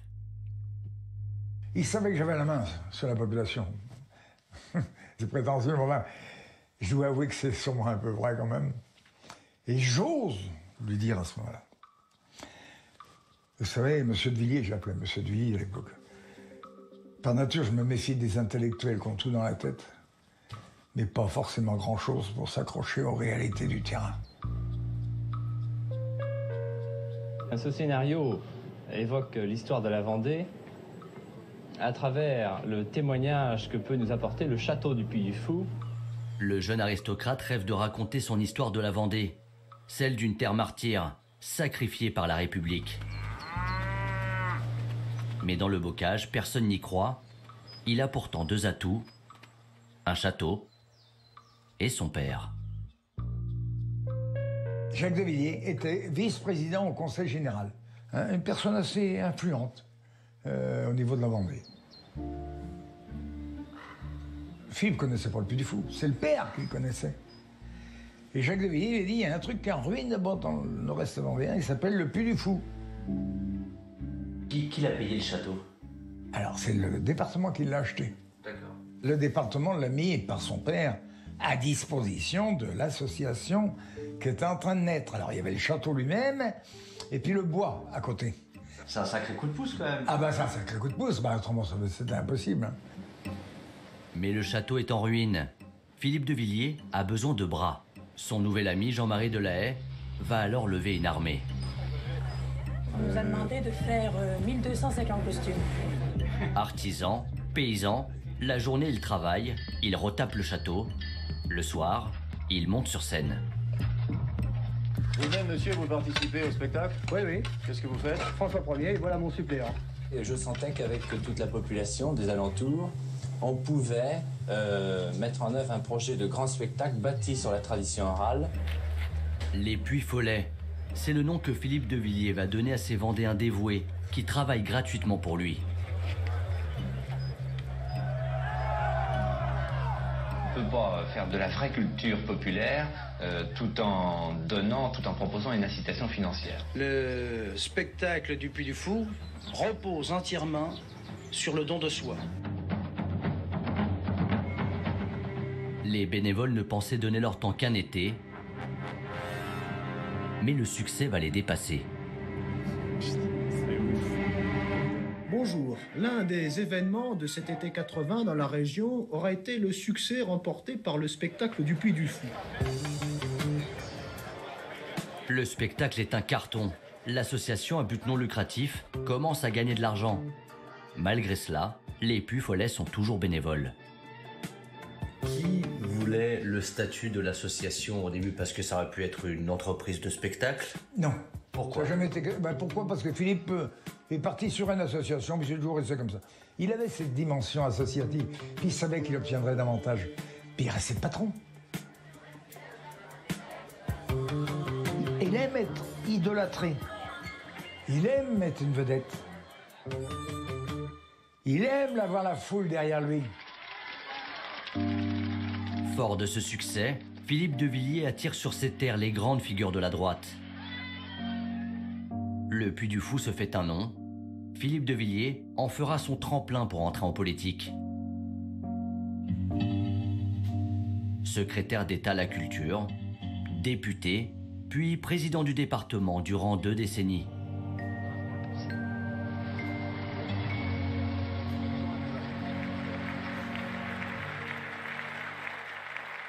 Moi, je le comparais quelquefois, mais pour rigoler, au prince de Monaco ou d'Andorre, qui veut sa principauté à lui. Il est chez lui, qu'on ne l'emmerde pas.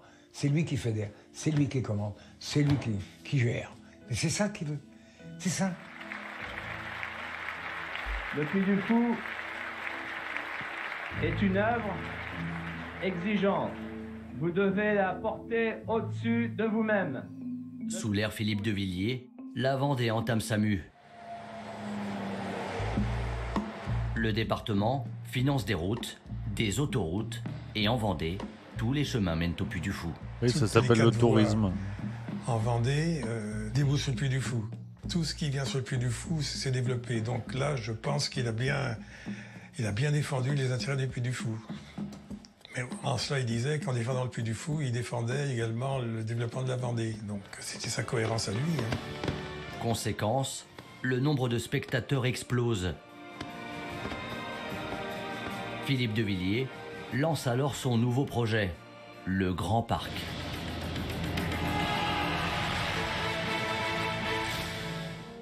Plusieurs attractions, des restaurants, des boutiques, mais à la différence du spectacle originel, le Grand Parc n'est pas une association, c'est une société commerciale.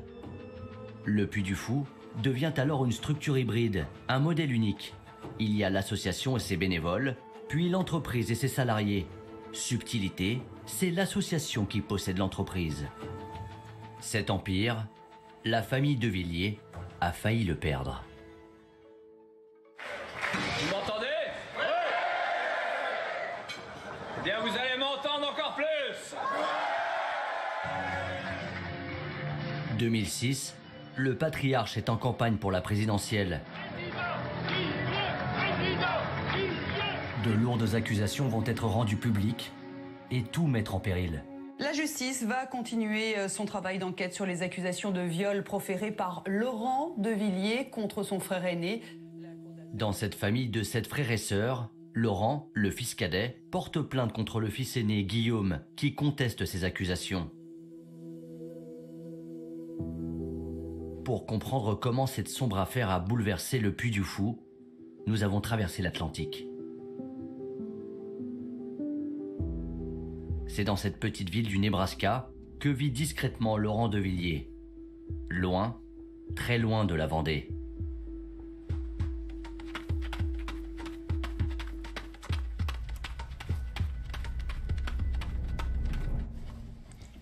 « 16 ans plus tard, il accepte pour nous de se replonger dans son affaire.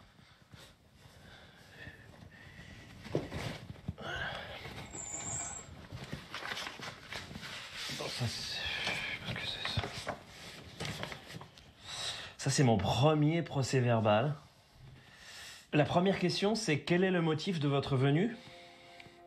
Et la première réponse, c'est je voudrais porter plainte pour viol contre mon frère aîné. Je n'ai pas fait la démarche auparavant pour ne pas briser la carrière de mon père. Sur ce témoignage, un point, parce que ça, vous savez que ce genre d'affaires, c'est pas moi qui vais vous dire l'inverse, quand bien même le documentaire me semble plus que biaisé. Merci à Le Rutcher Gamer, magnifique, qui vient d'offrir 5 subs, à Beardman, Spin63, Charles Max 331, Max 34820 et MK Vega, merci beaucoup. Juste un point que j'avais vu passer au moment où le documentaire sortait. On notera d'ailleurs que ce fils de Villiers qui est interviewé ici porte un t-shirt pro-life, pro-God, qui est un t-shirt contre l'avortement, un t-shirt très engagé. On notera juste ça. Et ça, bizarrement, France 2 n'a pas relevé. Parce que si on imagine que si le Nicolas de Villiers qui gère le parc avait porté ce t-shirt, là, vous vous rendez bien compte que ça aurait fait la une du documentaire. C'est un détail parce que là, ce qui est raconté est quand même très grave. C'est ma première réponse. Après 8 ans de procédure judiciaire, l'affaire se conclut par un non-lieu. Selon la justice, les charges sont insuffisantes. Il n'y aura jamais de procès. Ok, hug and kiss.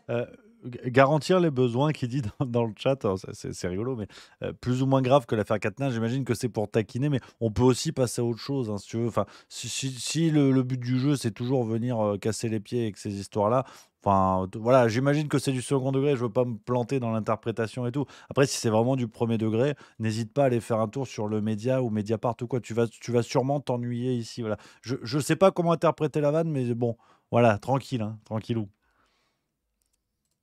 Laurent de Villiers, lui, dit avoir tourné la page. Marié et père de 3 enfants, fervent catholique, il rêve de se rabibocher avec cette famille qui, selon lui, l'a mise à l'écart. À l'époque, cette affaire a tout balayé. Philippe de Villiers est le candidat conservateur catholique de France, bien sous tout rapport. À la fois pour les catholiques, il est l'homme parfait, et à la fois pour les non-catholiques, il est au minimum respecté pour sa cohérence. Et moi, patatras.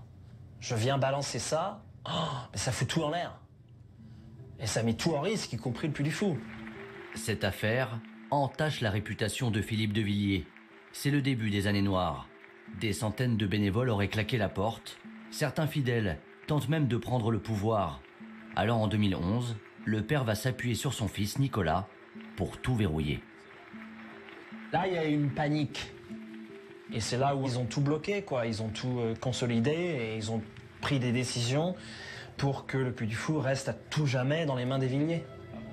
Pour cela, les Villiers vont trouver un stratagème. Ils vont discrètement verrouiller le capital du Grand Parc et ses dizaines de millions d'euros de chiffre d'affaires. Alors maintenant, là, on passe là. Ah. Sur ce point-là, je dois avouer que oui, cette histoire, bien sûr, est grave et je veux pas vous dire de bêtises parce que j'ai l'impression que le documentaire va un peu vite en besogne. Quelle a été la réponse en justice sur cette affaire, qui est effectivement qui est grave, qui est très importante. Je trouve que le documentaire va un peu vite, alors que c'est peut-être effectivement l'un des points les plus saillants du documentaire et de l'ambition de Philippe de Villiers, malgré ces affaires-là qui ressortent dans les médias et qui, à juste titre, mais le lien entre ça, ils expliquent pas vraiment comment ça s'est éteint, cette histoire-là. Est-ce qu'il y a eu sanction en justice? Est-ce qu'il y avait prescription de par le nombre d'années? C'est assez flou. Et ils reviennent tout de suite sur le verrouillage du capital du Puy du Fou.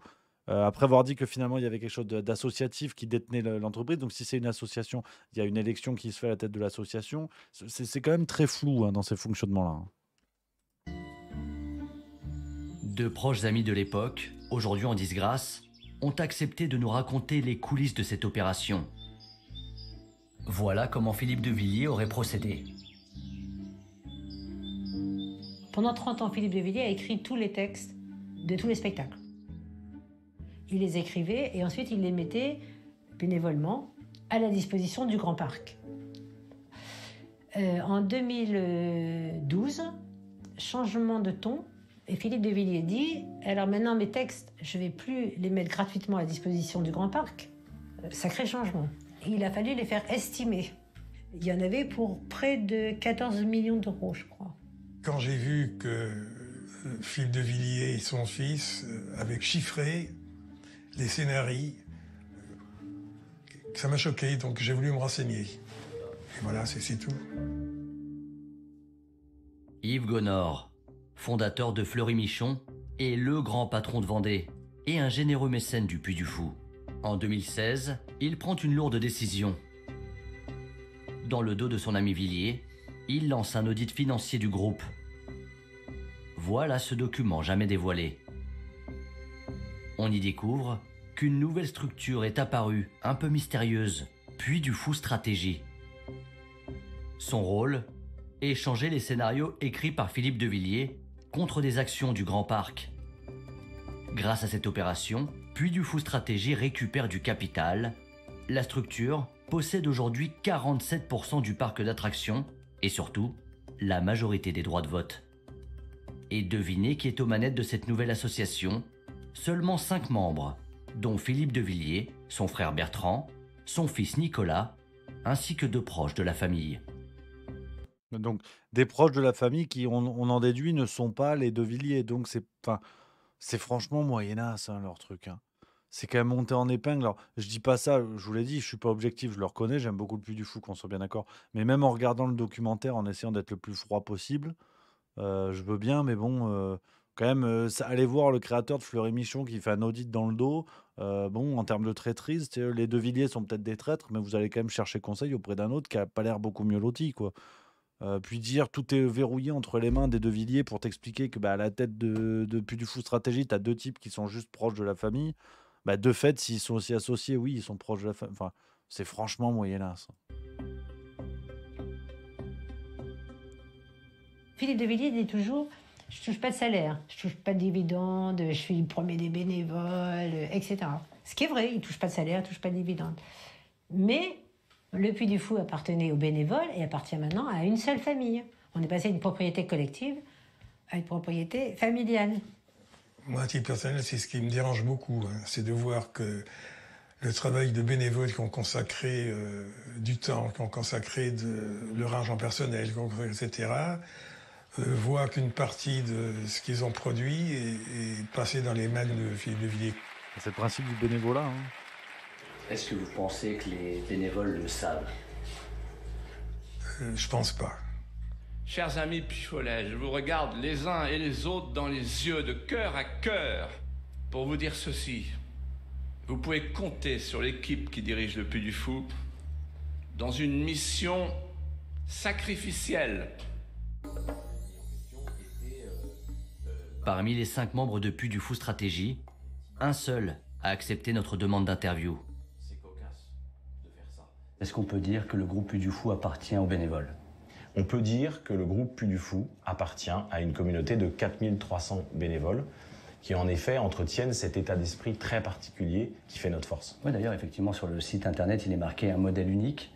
L'association détient la SAS, mais n'est pas indiquée la deuxième association, à savoir Puy du Fou Stratégie. Comment vous l'expliquez? En fait, Puy du Fou Stratégie est une association passive. Elle n'a pas d'activité en soi.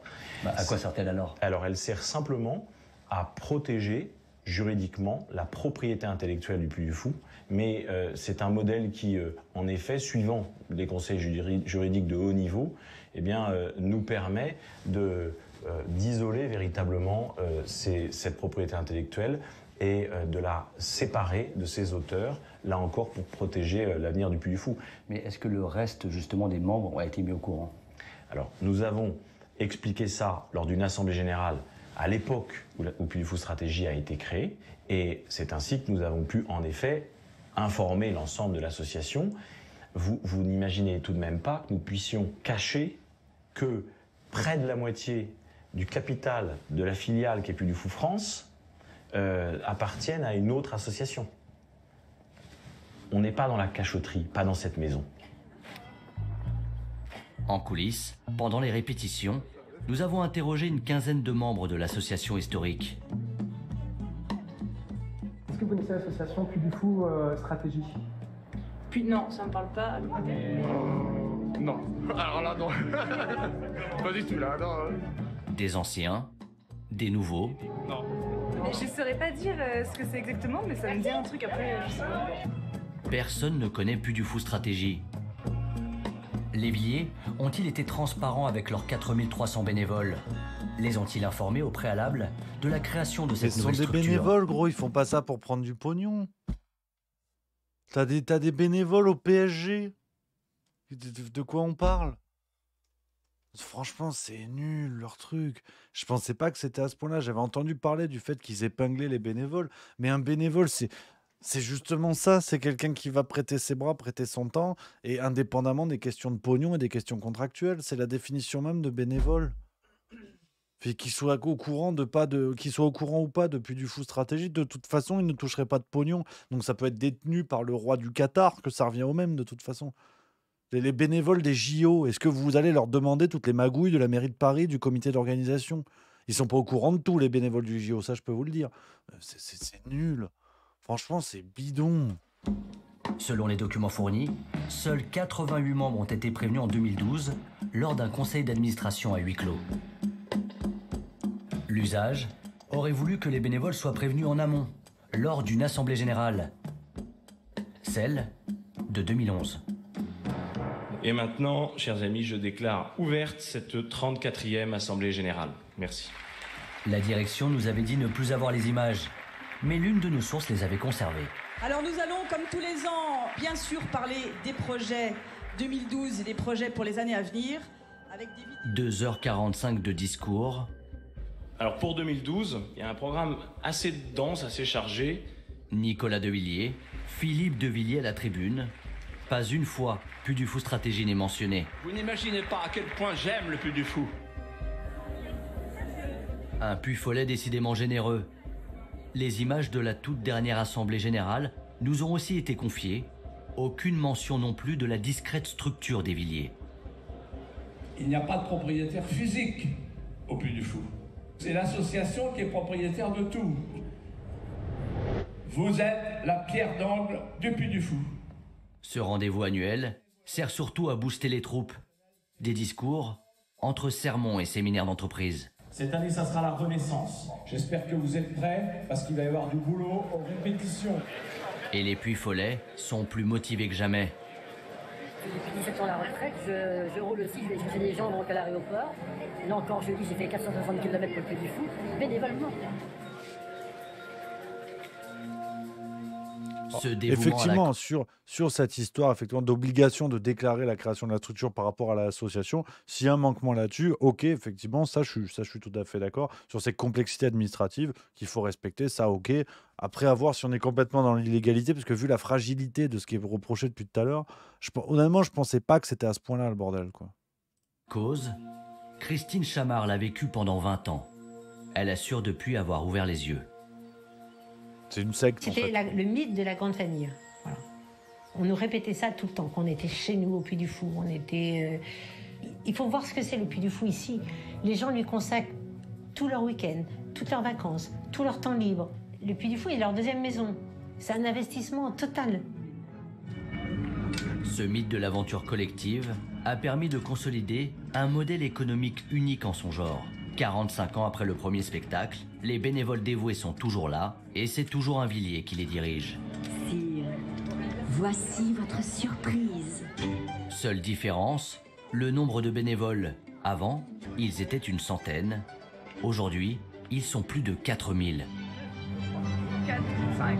Au printemps, ils se retrouvent tous pour répéter le spectacle phare, la Cinécénie. C'est la vitrine du parc, là où tout a commencé. Allez, on est la reine, tac, direction les appuis, on remonte dans le 40. On traîne pas, voilà. Chaque bénévole doit être présent à toutes les répétitions et assurer au moins 15 soirées durant tout l'été. Ce sont les deux conditions absolues pour rester Puy-Follet. Attention sur tout le monde, juste après on va refaire la Renaissance et Venise. On va refaire une nouvelle fois pour le commenter. Pourtant, personne n'est rémunéré. Un modèle que le patron du Puy du Fou assume. Alors ça, c'est une révélation. Les bénévoles sont pas rémunérés. Putain. Alors ça, c'est... Là, je suis sur le cul parce que j'avais entendu parler qu'il y avait cette phrase dans le documentaire. Je pensais pas que c'était... Oh, le scoop! Prends ça, Wall Street Journal. Non, mais sans déconner. Ah, je veux bien, non mais De Villiers, on l'aime pas, il est royaliste, il est machin, d'accord. Hein. Ça n'exclut pas le reste. Les bénévoles, aucun n'est rémunéré. Tu déconnes. Ah ouais, quand même. Hein. Non, mais sérieux. Ça, on dirait Johnny qui fait le Paris-Dakar. Là. On est arrivé avec 15 minutes de retard. Si on était là depuis 15 minutes, on serait là depuis 15 minutes ou je sais pas quoi. Je sais pas. C'est très mal redit, mais c'est ça, c'est du Johnny en fait. Johnny n'est pas mort. Il réalise les documentaires compléments d'enquête. Non, mais franchement... Après, on va pas être mauvaise langue, on va voir le temps que ça va prendre, mais moi j'aimerais bien que complément d'enquête, ils aillent mettre le pif voilà, dans les assos sportives et puis dans les JO, on en parlait. Parce que là, tu as une paire de bénévoles et c'est mieux que ça, les JO pour Paris 2024 notamment, et c'était sûrement le cas des précédents JO. Les bénévoles vont devoir payer leur transport et leur logement pour venir sur les lieux des épreuves. Voilà. Et là, j'espère que complément d'enquête vont nous expliquer, parce que ça peut être déjà un peu plus problématique. Mais bon, bref. Et, les bénévoles sont pas payés, tu déconnes. Putain. Les chevaux n'ont pas signé de contrat. Waouh. Oh, le scoop. Non, mais sérieux. Au Puy du Fou, bénévole, ça ne veut pas dire amateur, ça veut dire professionnel. Le professionnalisme, ça n'est pas l'apanage d'un contrat de travail. Ici, quand on est Puy-Follet, ça veut dire qu'on est bénévole, mais ça veut dire qu'on est professionnel. Voilà, ça c'est vraiment notre credo. Ils sont 4300 à donner de leur temps, de leur énergie, gratuitement. Et ça leur va très bien. Cinécénie, c'est le bénévolat, point. Donc on va pas changer les choses. Et on est fiers. On est fiers de ce bénévolat. On en est fiers de donner notre passion à l'association des Cinécénie Puy du Fou. Dans les coulisses. Tu vois, typiquement, ça, c'est un truc qui m'énerve. On va le redire hein, quand on arrêtera de regarder la vidéo, mais c'est un truc qui me rend fou. Si on étire un petit peu les choses, c'est-à-dire sur l'ambiance morale dans laquelle on est. Alors, je ne parle pas spécifiquement de complément d'enquête ou du Puy du Fou, mais c'est-à-dire qu'aujourd'hui, dans les médias, on t'explique qu'à 9 ans, tu peux être libre de changer de beat. Par contre, à 48 ans, tu n'as pas le droit d'être bénévole au Puy du Fou. C'est quand même une ambiance morale qui est tout à fait particulière. C'est quand même assez dingue. Il faut faire des cours à l'école pour expliquer que l'individu dès le plus jeune âge est capable d'être gender fluide, de sodomiser des ficus et de se faire couper le pénis. Par contre, à 68 ans, Ginette, elle n'a pas le droit d'être bénévole au Puy du Fou. Parce que sinon, tu as des journalistes France 2 qui viennent dire « Ah ah, vous avez vu, elle est bénévole et elle n'est pas payée. » En une, breaking news, le bandeau. Mais on est quand même dans une drôle d'époque. C'est un peu tiré par les cheveux, j'en conviens. Mais franchement, c'est quand même curieux. C'est quand même très curieux. Parce que si tu ouvres les médias, tu feuillettes des journaux, tu regardes un peu la télévision, c'est quand même une drôle d'époque. Hein. Franchement, hein.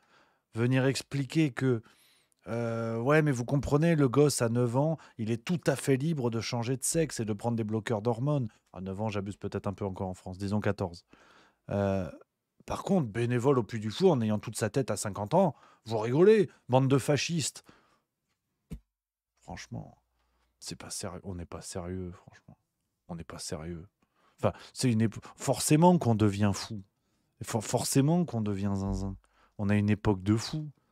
C'est la guerre en Ukraine, 2 heures après, l'OTAN n'a plus de munitions. Le réchauffement climatique, un coup c'est oui, un coup c'est non.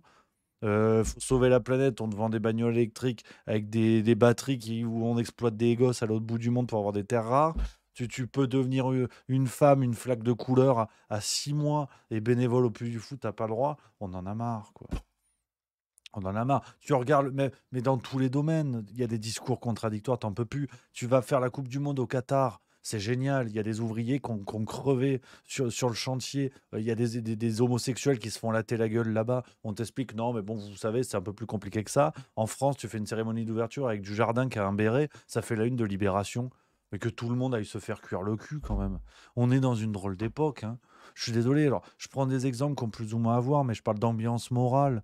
Sincèrement, forcément qu'on va tous finir avec des chandeliers dans le fion à plus savoir comment on s'appelle. Ça devient fou quand même. Ça devient fou. T'as 4500 Vendéens, ça fait un documentaire en une de France 2 qui t'explique que c'est le firmament de l'actualité. On a juste un président de la République qui s'est tapé sa prof de théâtre qui avait 15 ans. C'est du détournement de mineurs, mais là, il n'y a pas de complément d'enquête.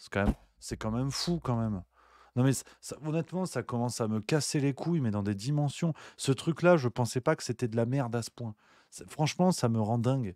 Ça me rend dingo. On parle pas du Covid, ça c'est la parenthèse. Mais je commence à en avoir plein le cul, sans déconner. Franchement, tu as un président de la République qui a été victime de détournement de mineurs. Aujourd'hui, tu n'as personne pour se poser de la question de savoir si ce monsieur n'est pas sous influence, alors que c'est un sujet qui fait la une de tous les magazines de psychologie à la con. Et ça, là, il n'y a personne. Là, il y a Bubule, hein. Par contre, les bénévoles du Puy du Fou, sont-ils pas membres d'une secte? Faudrait-il les sauver? Appeler le GIGN. Non, mais franchement... Honnêtement, ça va. Pendant 3 jours, tu avais une affaire de quelqu'un qui déboule chez le gynéco avec une tub et on te dit ah ouais, mais c'est quand même scandaleux, le gynéco a pas voulu l'ausculter. Ah bah écoutez, moi ce matin, j'étais chez le vétérinaire, j'ai dit que j'étais une chèvre, il a pas voulu me traire, le vétérinaire. Oh la belle affaire. Non mais franchement, honnêtement, on n'en peut plus. Honnêtement, ça commence à me rendre fou. On est dans une époque de fou. Et tu auras toujours des gens qui vont venir te dire non, mais au fond, tu comprends. Alors, ok, il a une bite. Mais le gynécologue, il a été violent dans sa réaction. Ah, mais nique ta mère, putain. Je suis désolé, non, mais c'est vulgaire. Et la mère n'a rien fait. Mais au bout d'un moment, on a envie de revenir au. C'est même pas des valeurs, tu vois, c'est même pas c'est même plus de la politique. En vrai, c'est même plus de la politique, c'est même plus des valeurs, c'est plus de l'idéologie. C'est juste un putain de rapport au réel. C'est ce qui est terrible aujourd'hui. T'as une ministre de la Santé elle n'a rien prévu, qui a prévu Bubule, qui a remplacé au pied levé Benjamin Griveaux, son collègue, pour aller se faire élire à Paris en pleine pandémie. Et son collègue, il s'est fait expulser. Pourquoi? Parce qu'il envoyait des photos de sa bite. Et l'autre, elle écrit un livre 3 ans après pour nous expliquer, bon, alors, je suis tombé sur une bite sauvage, mais j'étais obligé d'aller au municipal de Paris en pleine pandémie. Alors, nonobstant le fait que j'étais ministre de la Santé, j'ai trouvé que c'était une bonne idée d'y aller au pied levé. Enfin, en l'occurrence, à la bite levée. Mais c'est quoi la prochaine étape, en fait? C'est-à-dire qu'aujourd'hui, le réel est un complot. Le réel est devenu quelque chose qu'il faut éviter, en fait. C'est comme ça. Je veux dire, c'est même plus des histoires de wokisme, de je sais pas quoi. On est au-delà de ça, si tu veux. Le wokisme, c'est un outil. Ce qui compte, c'est le meuble que tu as fabriqué à la fin. Et aujourd'hui, on est en train de démonter le réel. Ça devient n'importe quoi. Ça devient n'importe quoi. Tu as un scandale d'État, l'affaire du fonds Marianne, de l'argent public dilapidé sur le dos d'un professeur décapité, la réaction de la ministre mise en cause, faire la une de Playboy. Sans déconner. Alors, c'est quoi la prochaine étape? T'as des ministres handicapés qui tapent des femmes, qui violent des femmes, Damien Abad, comment on fait? Le mec, il a la démarche d'un tricératops. Qu'est-ce qui se passe? Il n'y a plus rien, il n'y a plus un boulon qui tient, en fait. Il n'y a plus un boulon qui tient. C'est un truc de fou.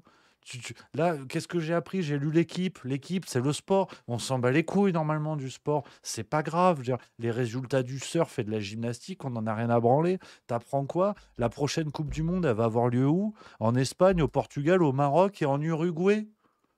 En Uruguay, la FIFA, il te dit, on fait des Coupes du Monde vertes. Elles sont vertes. Elles sont très vertes. C'est l'écologie.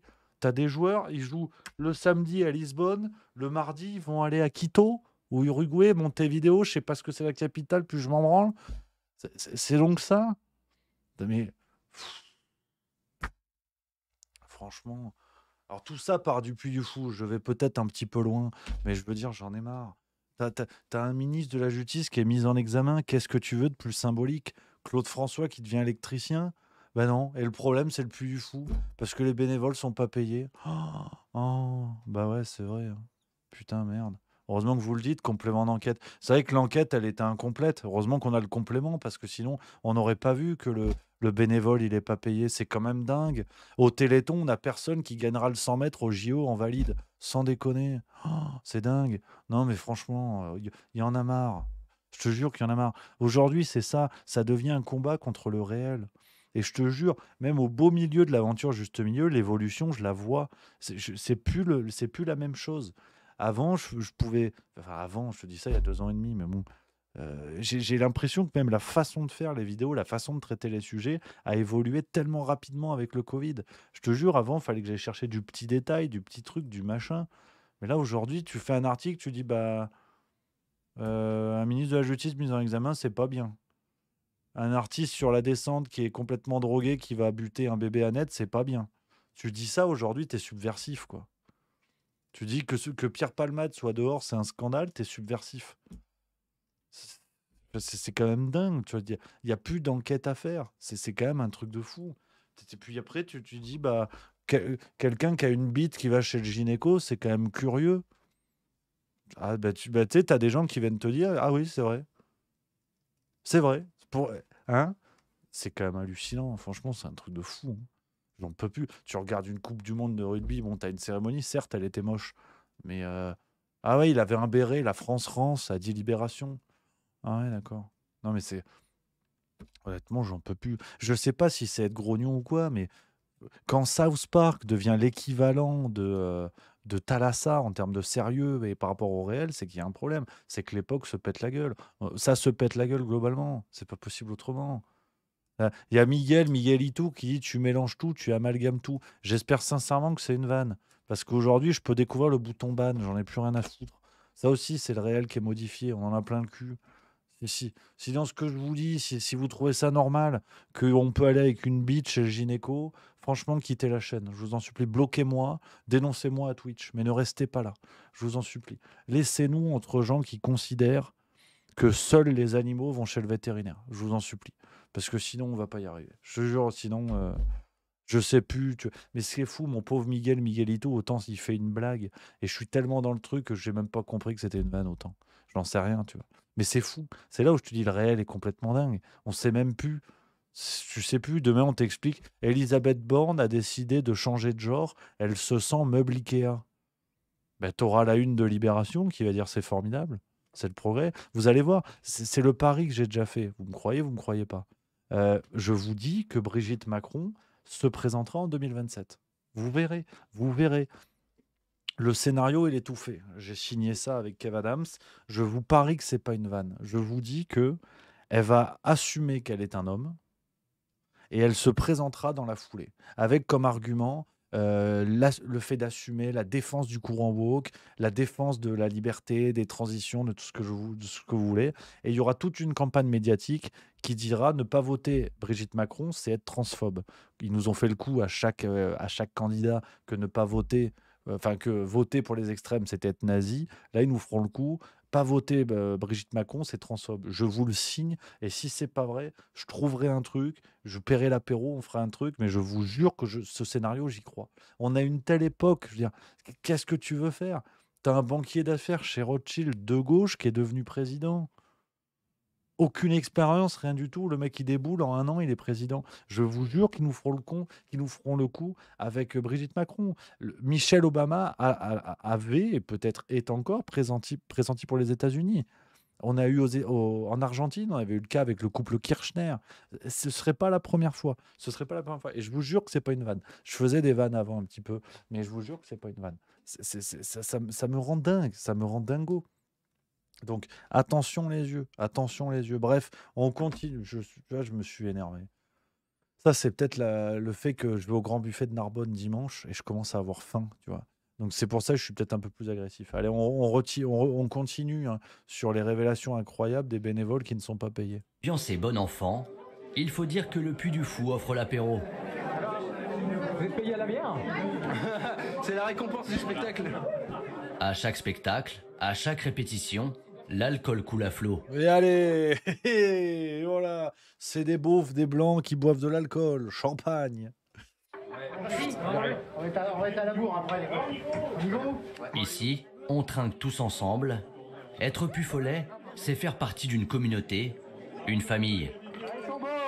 Tout le monde sourit, tout le monde laisse ses soucis à la porte et puis on parle d'autre chose et puis voilà. On dit que le Puy du Fou appartient au Puy-Follet, est-ce que c'est vrai? Ah bah, on appartient nous au Puy du Fou en tout cas. Une loyauté au Puy du Fou qui a aussi son coût. Non, moi je travaille à Paris. Ah donc je fais la route pour venir jouer. Ah bon? Ouais. Je reviens le week-end pour jouer et pour venir raconter l'histoire de la Vendée. Le bénévolat coûte très cher. Dans le groupe dans lequel j'étais, donc où il n'y avait que des mamans, avec notamment des petits, certaines prenaient des babysitters pour aller au Puy du Fou. Donc ça leur coûtait en plus des heures de babysitting. Et certaines faisaient 1 heure de voiture. Et les frais kilométriques ne sont pas remboursés? Rien. Rien n'est remboursé? Rien. Cette main-d'œuvre gratuite, c'est la bonne affaire du Puy du Fou. Si la Cinécénie était une entreprise de spectacle, elle devrait rémunérer chaque soir ses 350 techniciens et 2600 artistes. La facture s'élèverait donc à 9 millions d'euros par an. Pourquoi garder ce statut d'association selon vous? Vous connaissez bien le business? C'est pas très compliqué ça. 4000 bénévoles, c'est toujours moins cher que 4000 salariés. Pourquoi on va changer ça? Ça serait complètement fou. Est-ce qu'on peut percevoir ça comme presque du travail dissimulé? Ah mais il n'est pas dissimulé le travail. C'est peut-être une nouvelle forme de capitalisme.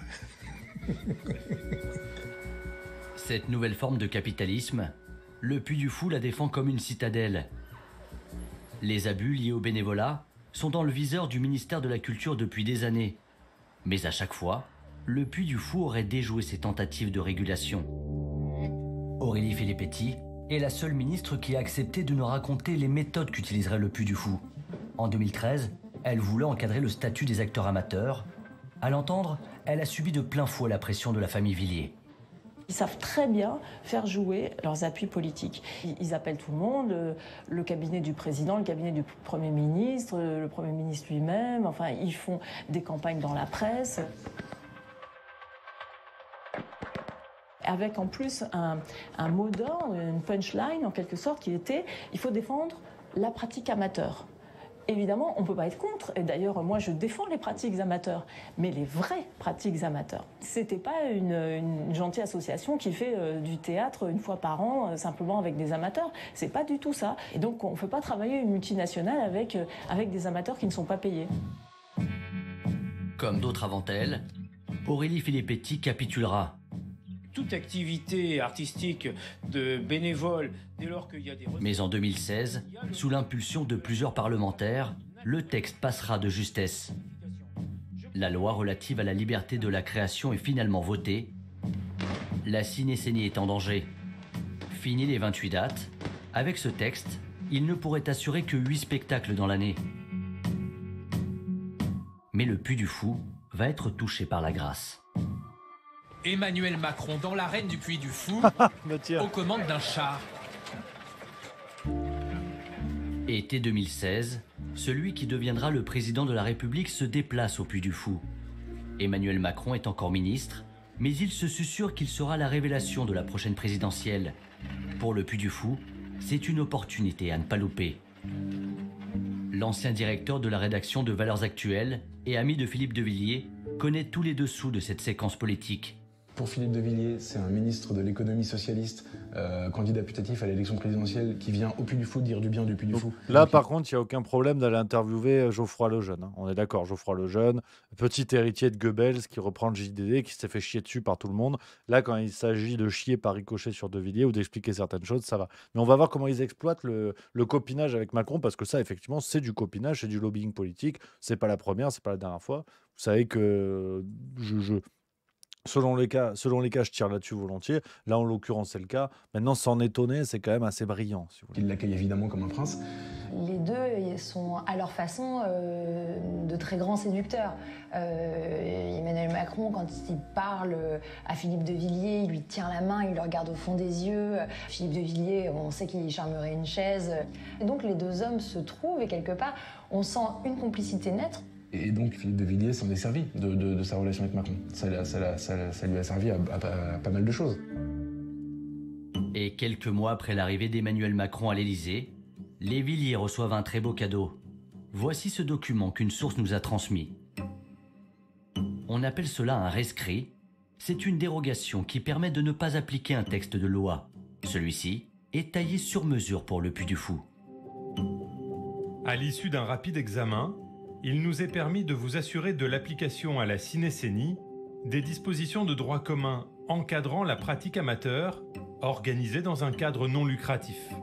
Traduction, le Puy du Fou peut désormais faire jouer ses bénévoles autant de fois qu'il le veut.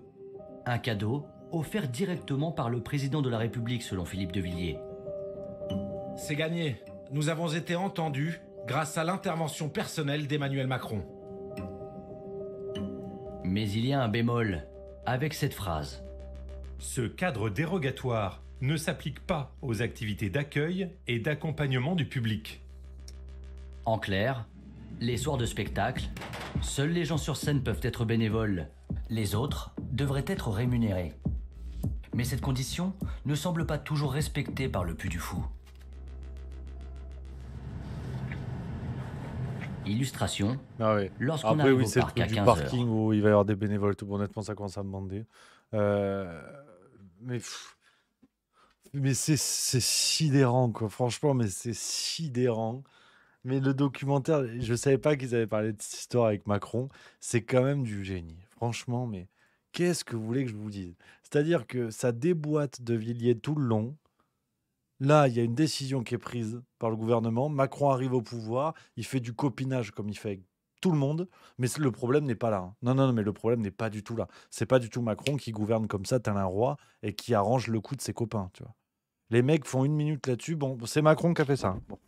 Non, mais attends, ils sous-entendent depuis le début que c'est le Puy du Fou qui fait que, limite qui est hors la loi, quoi. Limite qui est hors la loi. Non, mais ça va, ça commence à me bander. C'est un truc de fou. Bien sûr que ce que fait Macron, c'est tout à fait sidérant. C'est-à-dire d'aller faire des petites affaires, d'arranger le coup des copains. Et en l'occurrence, que le Puy du Fou s'en soit sorti comme ça, c'est tout aussi sidérant que d'autres qui profitent des largesses du pouvoir.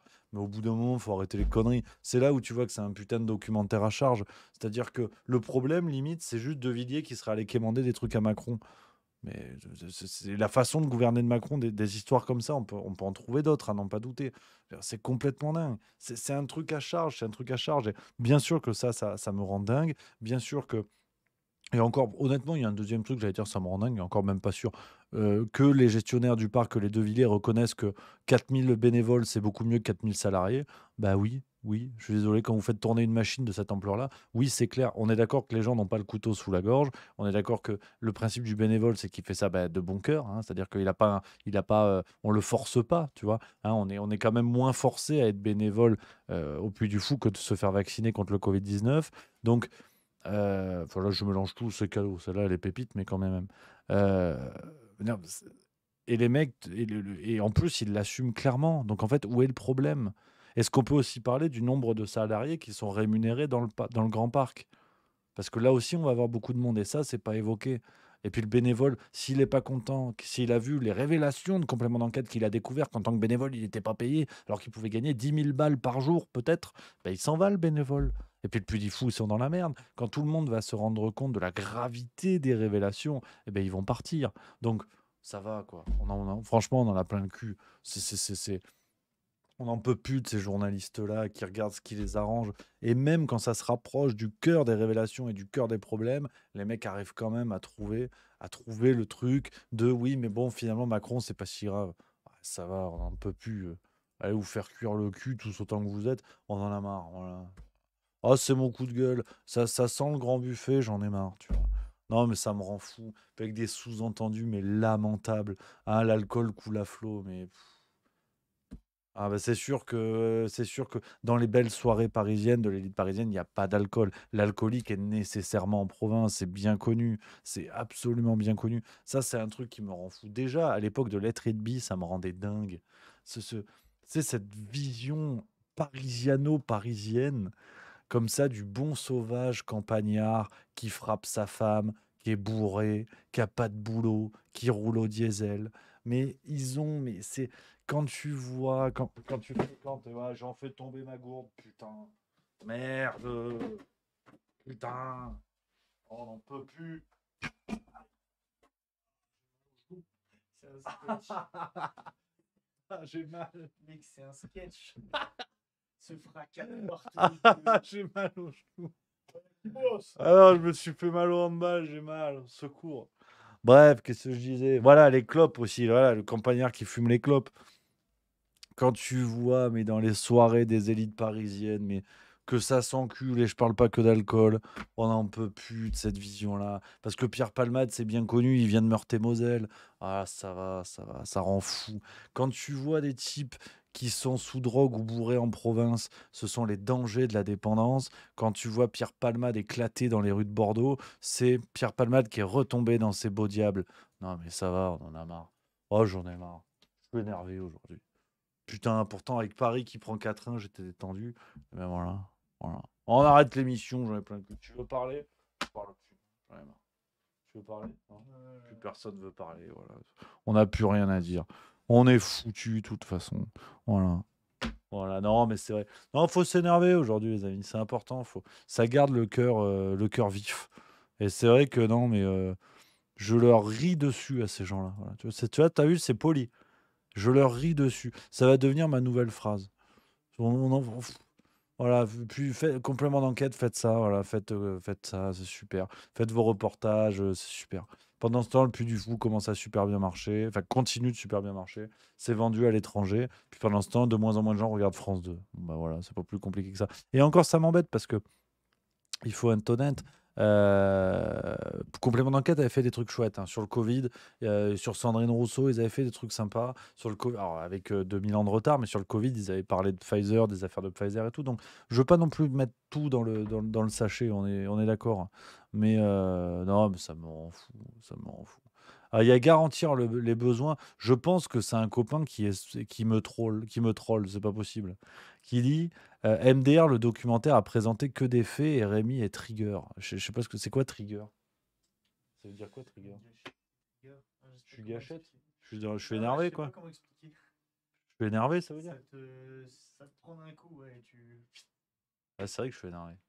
Non, mais c'est que des faits, mais en même temps, heureusement, c'est complément d'enquête, c'est pas Star Wars, donc heureusement que c'est des faits. Mais déclenché, ça déclenche, d'accord. Ouais. Ah oui, il y a celui sur Shikiru, j'ai pas regardé. Alors là, si je le regarde, là, on va être foutu. Ça va être de ma faute, parce qu'en fait, je travaille pour complément d'enquête. Ah oui, déclencheur. Oui, alors, dans l'hypothèse où ce certain ou cette certaine, je sais pas, garantir les besoins et pas quelqu'un qui veut me faire une blague, oui, mais c'est très bien. Mais du coup, d'ailleurs, enfin, c'est pas toi de manière générale. L'histoire de France, c'est pas bien. Le bénévolat, c'est pas bien. Le Puy du Fou, c'est pas bien. Il n'y a pas de problème. Mais n'y allez pas. En fait, n'y allez pas. Faites ce que vous voulez. Et voilà, faites le parc. Faites, je sais pas, Sandrine Rousseau-Land. Voilà, c'est super. Et puis on n'en parle plus. Quoi? Ouais, moi aussi. Donc non, mais voilà, voilà, voilà, il faut faire des équivalents. Je veux dire, vous pouvez chier sur des projets qui vous plaisent pas, mais faites des équivalents. On fait des trucs où on raconte que l'histoire de l'écologie, de tout ça, c'est génial. Et puis chacun a son parc, et puis on est bien. On est tous contents, et puis on peut aller voir le parc de l'autre si on a envie. C'est le plus important. Les amis, je Je crois il est l'heure d'aller se ressourcer. Il est l'heure de partir en week-end prolongé, voilà, tel un feignant. Les amis, voilà, on a passé une émission riche en action, riche en réaction, et ça fait plaisir. C'est que le plaisir. Voilà, et garantir les besoins qui dit haha, ce seum. Non, mais c'est chouette. Là, j'ai l'impression que voilà, on n'est pas forcément d'accord avec tout le monde, je m'emballe, mais tu vois, cher, garantir les besoins, alors homme, femme, je sais pas.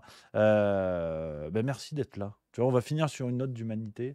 Merci d'être là parce que peut-être qu'on n'est vraiment pas du tout d'accord et peut-être que tu penses sincèrement tout ça. Et ben c'est bien. C'est bien parce que c'est tout le but de Juste Milieu. Je suis content de recevoir des gens qui sont pas du tout d'accord, qui viennent même pour me chier dans les bottes parce que bah, tant que je peux le faire, c'est plutôt pas mal. Tu vois. Donc en vrai, merci. N'hésite pas à revenir avec grand plaisir.